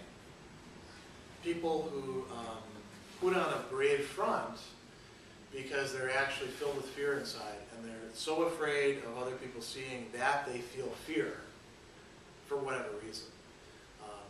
Whatever consequence would follow. Maybe they'd be made fun of, maybe they'll be taken advantage of, maybe they'll be the weak one that gets attacked, that they have to go overboard and act like a super brave person. The courageous person stands up to fear. They do the right thing. They do what ought to be done in the situation. Quite often that may mean engaging in some sort of conflict, standing up against some sort of danger. And that danger could be other people and their attitudes or their aggressiveness. The rash person is going too far with that. They stand up against everybody, whether they should or not. The rash person, well, let's take this for an example. None of you are previous military or have been in, a police force of any sort or anything like that, all right? Have any of you, done martial arts to the point where you are black belts? No? Okay, so if somebody comes up to you at the ATM and they hold a knife at your throat and say, give me the money, it would be pretty reasonable for you to give them the money, right? You'd be motivated by fear. Would you be a coward for doing that? No. What would the rash person do in a case like that? Try to fight them, right? For whatever reason. Maybe they would not feel any fear. Maybe they would be overconfident. I can take this guy. He's got a knife, but I've got my fists. My fists are deadly weapons. Or maybe they're so afraid, they're so afraid of showing fear that they would actually lever themselves into that. Yeah. Where would you place the person who convinced the thief to take the money but not the wallet? Oh, my friend who actually stood up to the thief. I would say that was a courageous act. She dealt with fear in a way that actually kept her safe, more or less. I mean, she was taking some risk, right? But the courageous person is not eliminating risk. The courageous person is standing up to a risky situation. And she made her position very clear. The courageous person, we would say these days, is very good at setting limits. It takes courage to set limits well. And that's part of what she was doing. She was saying, look, I'll give you the money, because obviously you're really into having this, but I'm not giving you the credit cards or the IDs. Here's why. And then the guy accepted it. So I would say, yeah, that's coming from a courageous disposition. One other thing that Aristotle says, that's a good question, because that brings up another thing Aristotle says. The courageous person is going to be ready to do this sort of thing in situations that they haven't been in before. So this is a good lead-in to how courage differs from a few other things that look like courage. Did you have your hand up? Oh, okay. Aristotle talks about 5 things that resemble courage but are not really courage. And one of these is being in the grips of anger. And we're going to look at anger next. People who are angry, who are in pain, who are frustrated, will often stand up in the face of danger or in the face of aggression. But quite often they won't do it in a way that's right. They'll just stand up against it. And we look at that as being courageous. But what happens when that emotion of anger goes away? Do they remain courageous? Do they remain resolved? Think about somebody who, let's say you've got a boss and the boss is a bad person.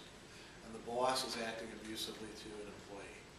And it finally ticks somebody off and they stand up and they say, we're not going to take this anymore. You're an awful person. You shouldn't behave like this. They're being motivated by this feeling that they have, right? Anger or frustration or indignation, something like that. What happens once that fuel goes away? Do they still hold that position in your experience? What do you think?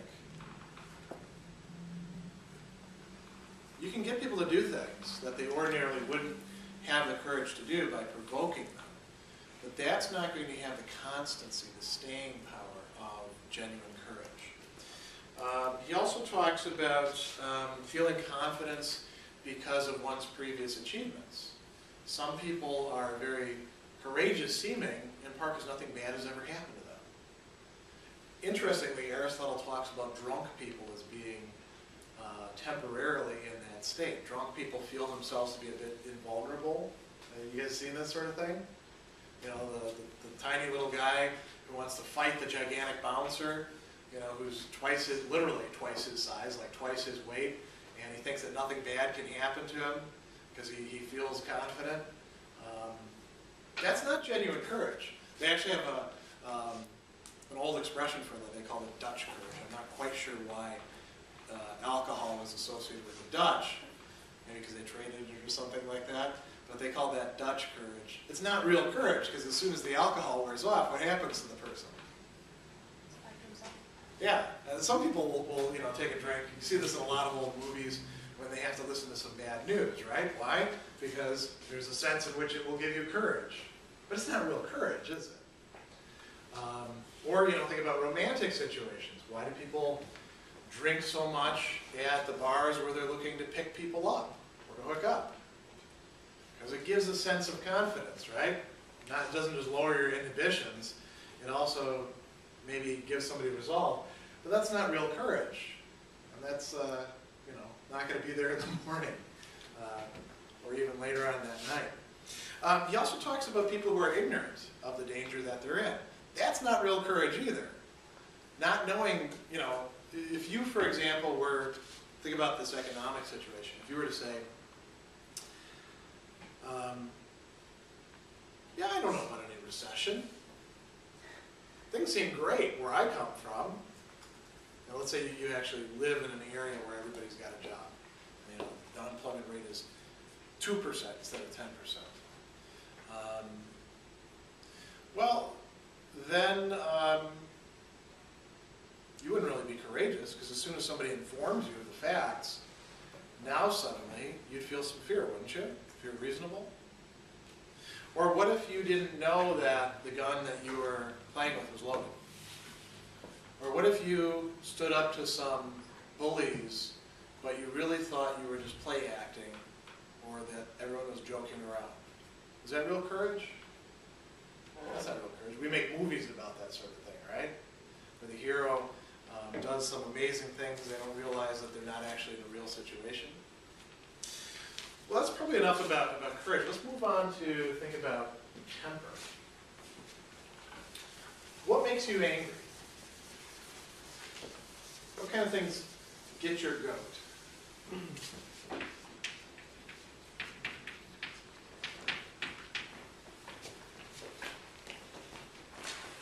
What ticks you off? Yeah. Well, people are mean or disagreeable. Sure. That makes sense. How many of you would agree with that? When people are mean or disagreeable, it makes you angry.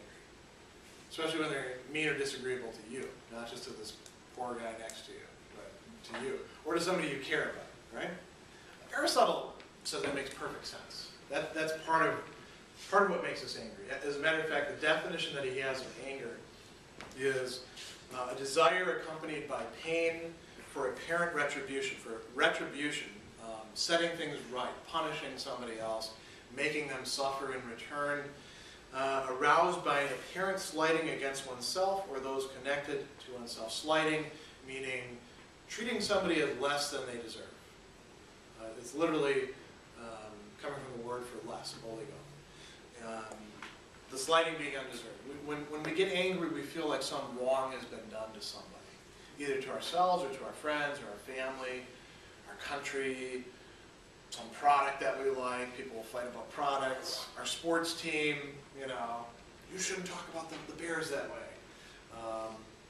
TV shows, people get very attached to TV shows. Not sure why, but we do. And we get angry over these sorts of things, right? Some people think you should never get angry. Aristotle says that would actually be a vice. He calls this irascibility.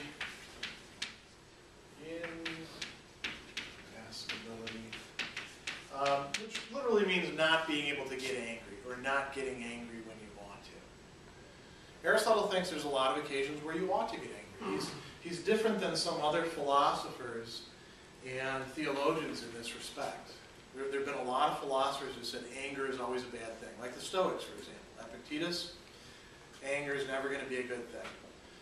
A lot of Jewish, Christian, Muslim thinkers, anger is not a good thing. You should get rid of it. Aristotle's saying, no, you actually should get angry, but you should get angry at the right time, for the right reasons, to the right extent, with the right people. There's all these different rights. For the right amount of time, there's all these different qualifications. Where do we tend to go wrong? Do we usually tend to go wrong in not getting angry enough? No?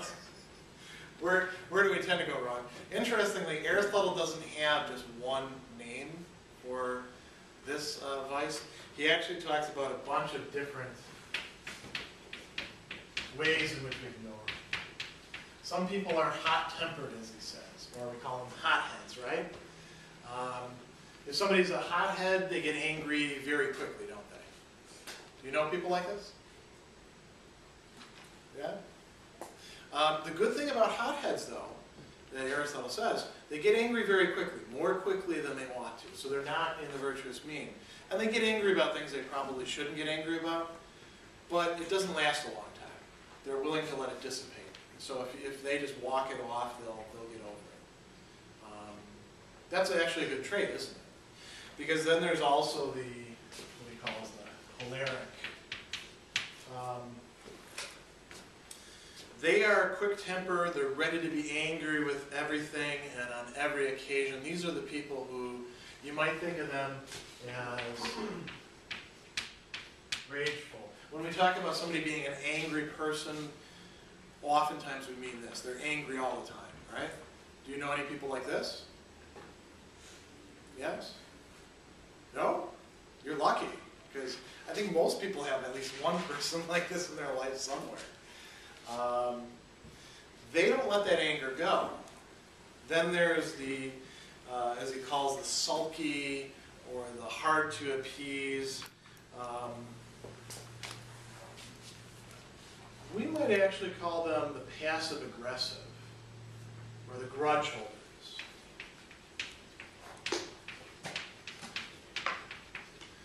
See, when a person is angry, what do they want? They want to inflict some sort of pain or to see pain inflicted on the person that they're angry with.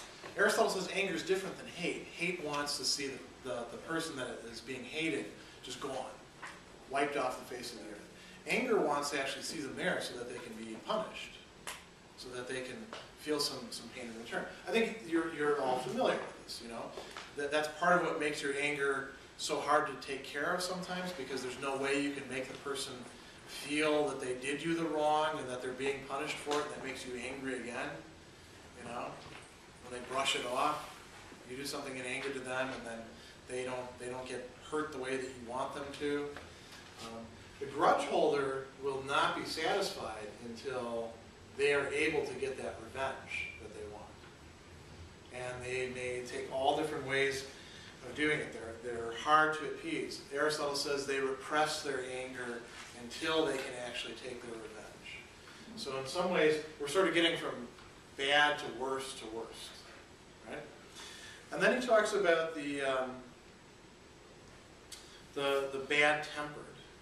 Literally, I would translate this, you'll have to pardon my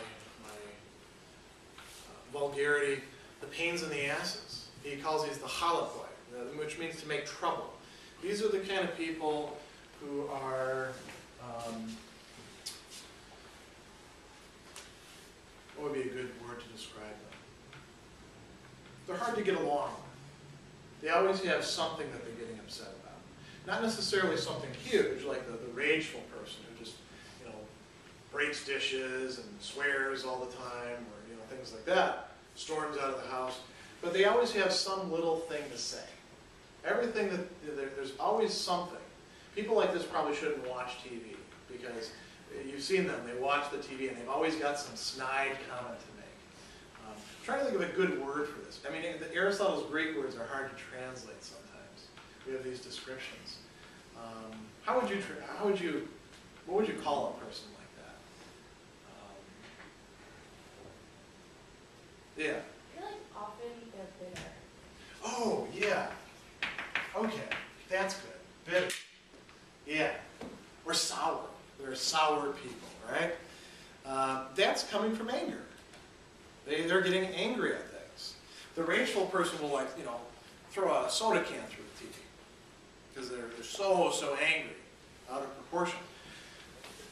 You notice there's a lot of ways to go wrong with anger. There's really one way over here. Although I think Aristotle would probably say, if we were to sit him down today, that there's probably more of this than he thought. I think he was looking at 4th century male Greek society, not at the whole of society.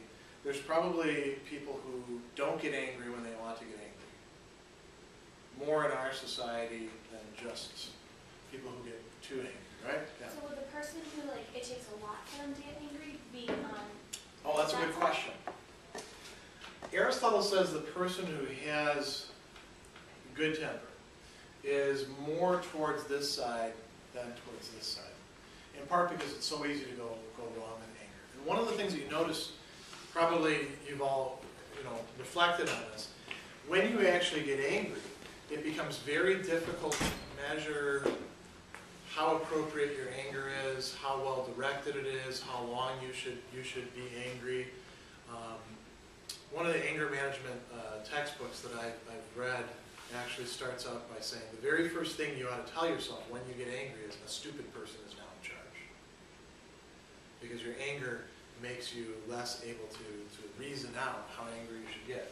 So if it's going to be an established character trait, it probably needs to be more on the side of not getting angry, being forgiving, being willing to give people the benefit of the doubt before exhibiting anger than towards this side. He says that there are people who are in this position, they are not prone to seek retribution, but to make allowances and to be forgiving. Now, that's not to say they're always going to be forgiving. There's some things that you should get angry at. If somebody just, with no provocation whatsoever, attacks your parents, you should probably get angry. If you don't, you probably don't like your parents, or there's something wrong. But you're gonna. I have a question. Sure. So, with people who kind of let other people walk all over them and don't stand up for themselves, Yeah. kind of thing, is that That's what he's talking about there. Although that might also fit in with cowardice too. If the person, well, like it says, the person who's irascible doesn't get angry when a person ought to get angry, or at the people or things that want to make a person angry. So they put up with insults, they put up with being treated badly. He doesn't say this, but I think he would also be willing to say they put up with getting less than their fair share of things, like maybe attention, time, resources, money, that doesn't get to them. And it could be in part, I don't think Aristotle thought this out. When we talk about somebody being passive aggressive, we usually think of that as a type of anger. There are people who choke their anger down so much, sometimes because they have to, because if they don't, they'll get beaten up or abused in other ways. But sometimes because it's a way in which they adapt to society, in which they take on this quality of niceness that we often value and make it into something like a vice. They don't stand up for themselves. Right? They literally can't see after a while when somebody's doing wrong to them or doing wrong to others. So with that, does he say like who or what's the best way to get your anger out? Oh, that's a good question. Aristotle does not go into that. But that's a very important thing to think about. He talks about being angry in the right way, and by that he means acting in the right way with your anger.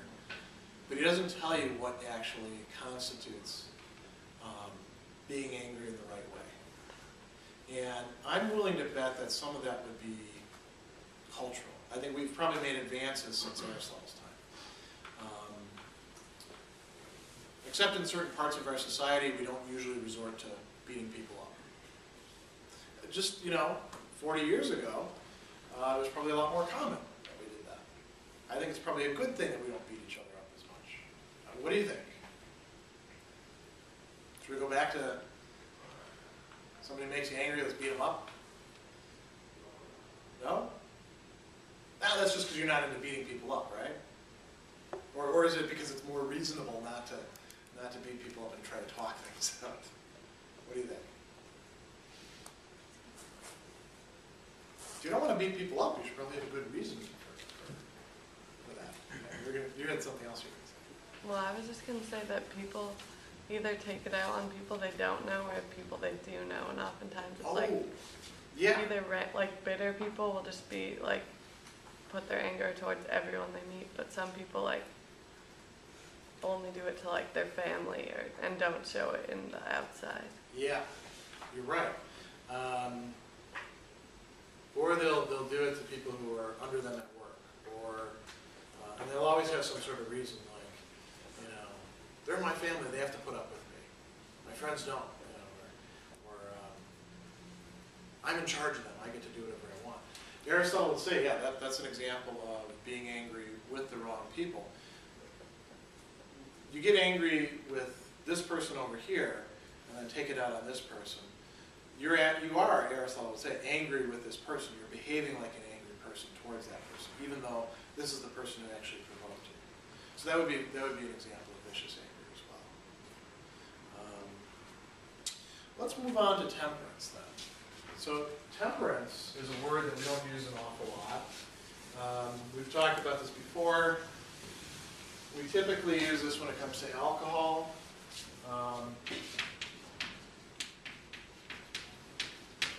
Better word for it, I think, is just moderation. What do you think? Because what is he talking about? He's talking about what we do with our desires for physical pleasures. Although Aristotle wants to really narrow it down to food, drink, and sex, Myself, I would be, and I think probably you'd be willing to recognize that this could also apply to all sorts of other physical pleasures and maybe even to some mental pleasures. Like, you know, how many of you like to read and you have a particular genre of book which is your guilty pleasure? And you spend too much time sometimes reading that. Could be, you know, for me it's science fiction and fantasy. Could be mercenary novels, spy novels, romance novels, westerns. Could be books about comedy. Could be books about beekeeping. Who knows? You know, whatever it is that you're into. That's a mental pleasure, right? But you could have too much or too little of it. You have desires for it, and it's how you indulge those desires. Think about the pleasant things that you desire or you indulge yourself in. We have a lot of different. This is a great society for that, right? We have a lot of different pleasures we can indulge ourselves in.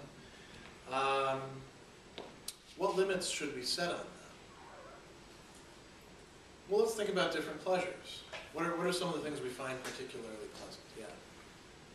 Like I was well, just thinking about like the society we live in, like food and drink. Mm-hmm. Like a lot of people indulge in that area. Yeah, and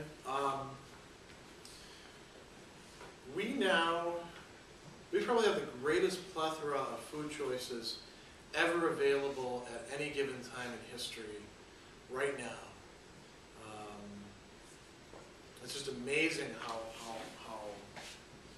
you know, on the one hand, the chef has become a celebrity, and we have all these foodie people that, you know, make all these different things. The food industry is gigantic. It offers you amazing ranges of tastes. When I was a kid, when I was a little kid, bubblegum only came in one flavor. And it was bubblegum flavor, right? That was the flavor of it. Basically just like sugar, I think. I don't know exactly what made it bubblegum flavor. And then I remember the revelation when grape bubblegum came out. And we were like, wow, you can make bubblegum and it doesn't have to taste like bubblegum. And then they started coming out with other things. Orange flavored bubblegum. Root beer flavored bubblegum. Then they had, you know, like bubblegum where it would have little sparkly things in it. They got more and more elaborate with it. And now we just sort of take that for granted. Yeah, whatever flavor you want for gum, put it in there. You could make gum taste like garlic if you want it. You could make it taste like roast beef. There's probably somebody who's done that, right? Passion fruit. We didn't even know what passion fruit was when I was a kid. I remember what a revelation it was for me. I went to a birthday party for the girl living next door who was just turning 9. So I was 10. It's the first time I ever had tacos. And I didn't even know they existed.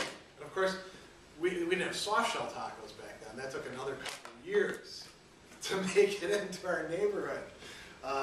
And we had these tacos, and you could make them yourself. You don't put the meat in, and the meat had a really good flavor to it. And then tacos were all one type of variety of them. Meat, lettuce, tomatoes, and cheese. Right? That was it. And it was always cheddar cheese. It wasn't, you know, different types of cheese, and there wasn't any sour cream or salsa or stuff like that. And now, you know, you tell somebody you're going to have a taco, what kind of taco? What's going to be on it? Tacos are kind of passé, aren't they? Would anyone flip over a taco? Oh, you're having tacos? Wow, I'm coming over. You know, we live in this great surplus of flavors and tastes and all that, and you could easily lose yourself in that, couldn't you? What's your favorite things to eat? You can only eat one more thing the rest of your life. What would it be?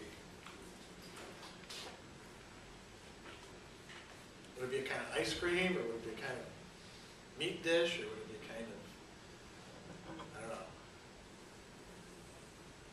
kind of soup, maybe? Or what would it be?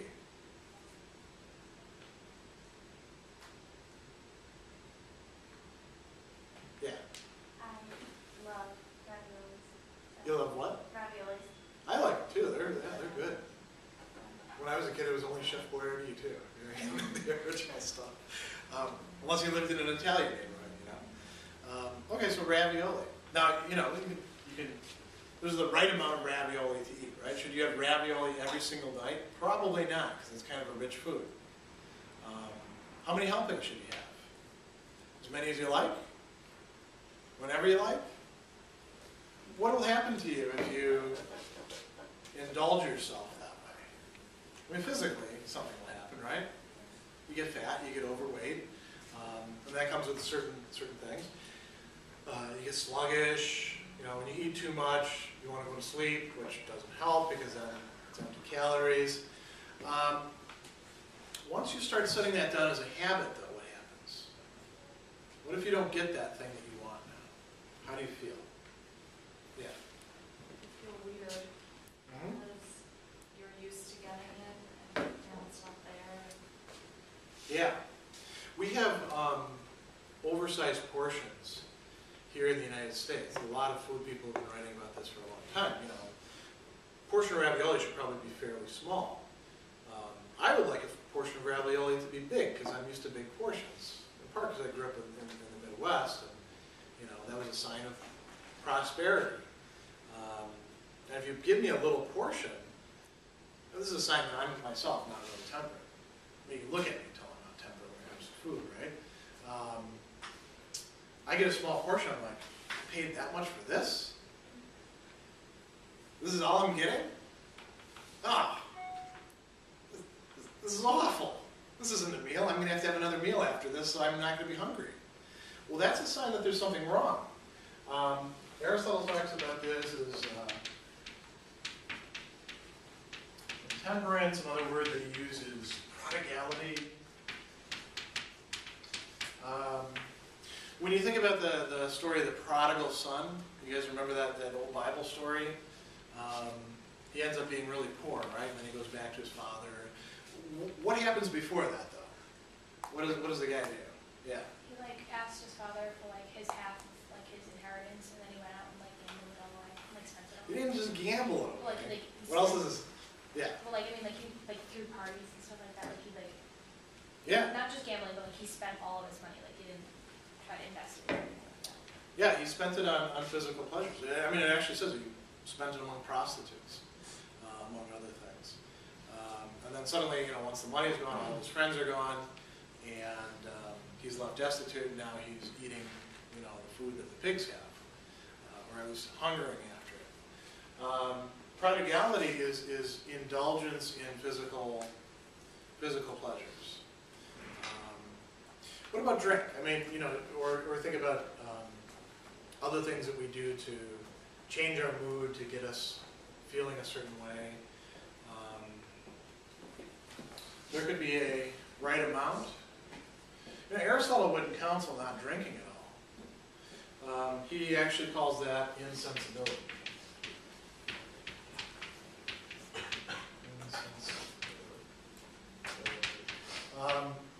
Some people just aren't attracted to certain physical pleasures.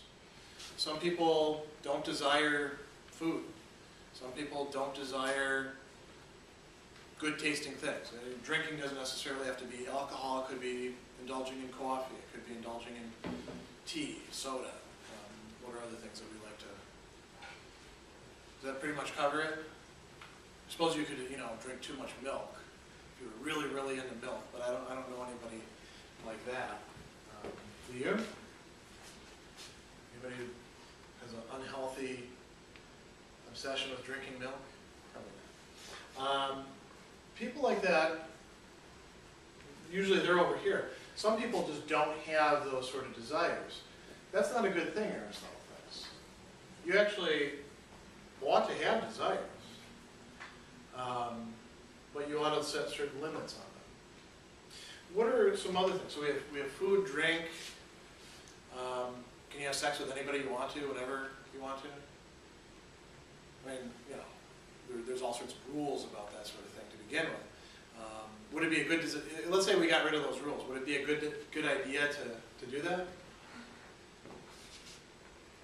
Probably not, right? I mean, you can think of all sorts of things from health class. Do you remember? That would militate against doing that. For one thing, you never get anything done, but there'd be all sorts of other issues that could come up as well. What are other things that feel good, that we can desire too much, that we can indulge ourselves in too much?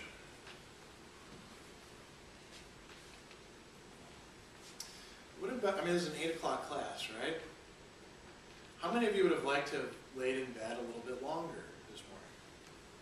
You know, it's a cool morning, your blankets were probably warm, right? Feels good to just lay under the blankets, hit the snooze alarm. I usually hit the snooze alarm at least once. How many times do you guys hit the snooze alarm? How many of you do it once, usually? How many of you do it more than once? Why do you do that? I mean, in a way it's kind of torturing yourself, isn't it? Snooze alarms are kind of a bad invention. Because is it really good sleep that you're getting after the snooze alarm goes off? How do you feel after you finally get up? A little pressured? A little rushed? That's because you indulged yourself a little bit, isn't it? But it feels good, doesn't it, to lay in bed?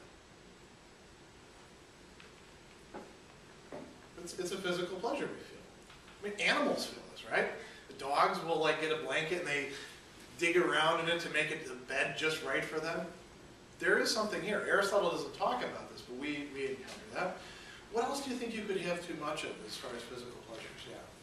Well, for some people, exercising, like you can either do like too much or too little of that. Like you Yeah. have to have the right balance. Yeah. Once you get past the painful part of exercise, exercise can actually become very pleasurable. They talk about the runner's high. Some people actually become addicted to exercise, don't they? Why do they become addicted to exercise?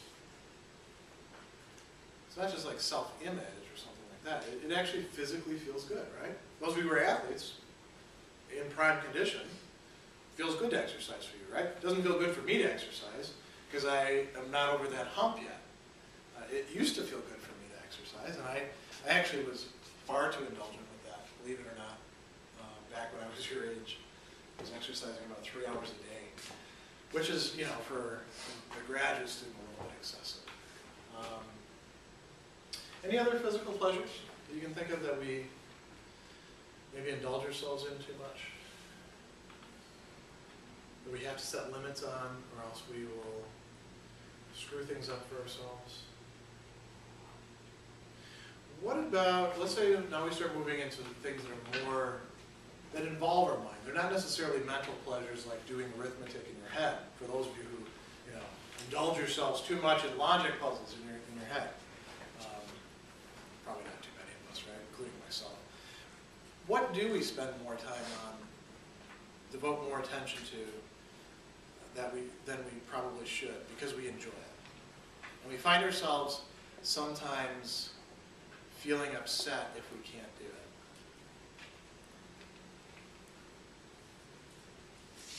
Think about your computer,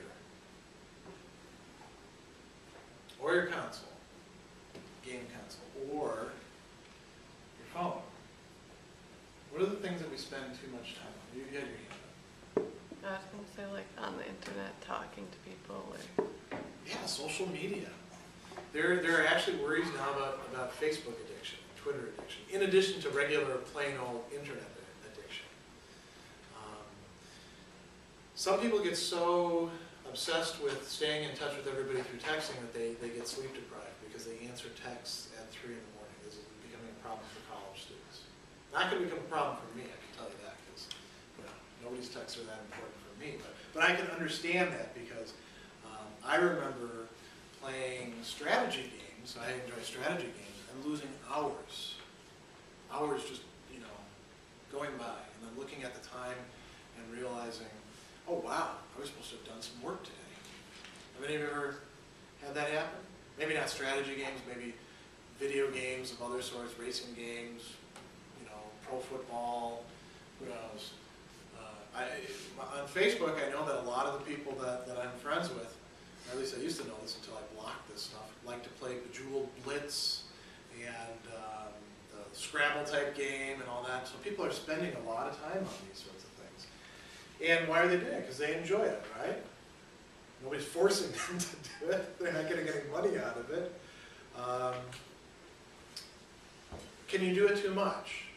Can it become something that becomes too strong of a desire that you indulge yourself in habitually? That you'll feel bad if you're not getting? Yeah, people do end up doing that. Watching television. Some people can't live without the television on.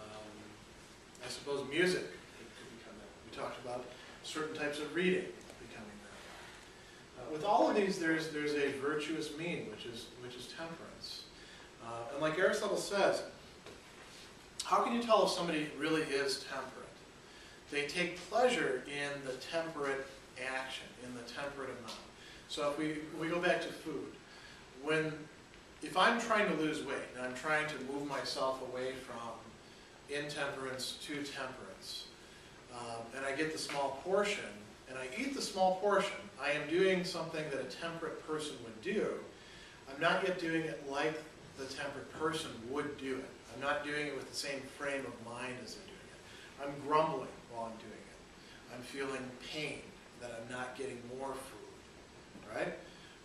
When I actually become temperate, if that ever happens, I will actually get the regular sized portion that I ought to have and say, looks good. This is the right amount for me. Yay. Perfect. And I won't be craving more afterwards. So, you know, I'm willing to bet that many of us are not necessarily way over here. You're not totally at the mercy of your appetites, are you? You're a functioning college student. If you were, I don't think you'd be able to stay in college. How many of you think that you're over here with all the different possible appetites that you come across? I'd be really surprised if any of you were at your age. I mean, I should be by my age, I'm not. But you know, I think a lot of us are actually more around here. What do you think? You know some people who are over here? They just don't take pleasure in things? Well, that's not a good thing. The good thing is to actually have healthy appetites, but to maintain them within certain limits. Think about it as sort of like pruning a tree. After you prune the tree enough, it will actually take on the shape that you want it to have. We are out of time, so we're not going to get to friendliness, unfortunately, but I will take that up with the other class. And next class, justice.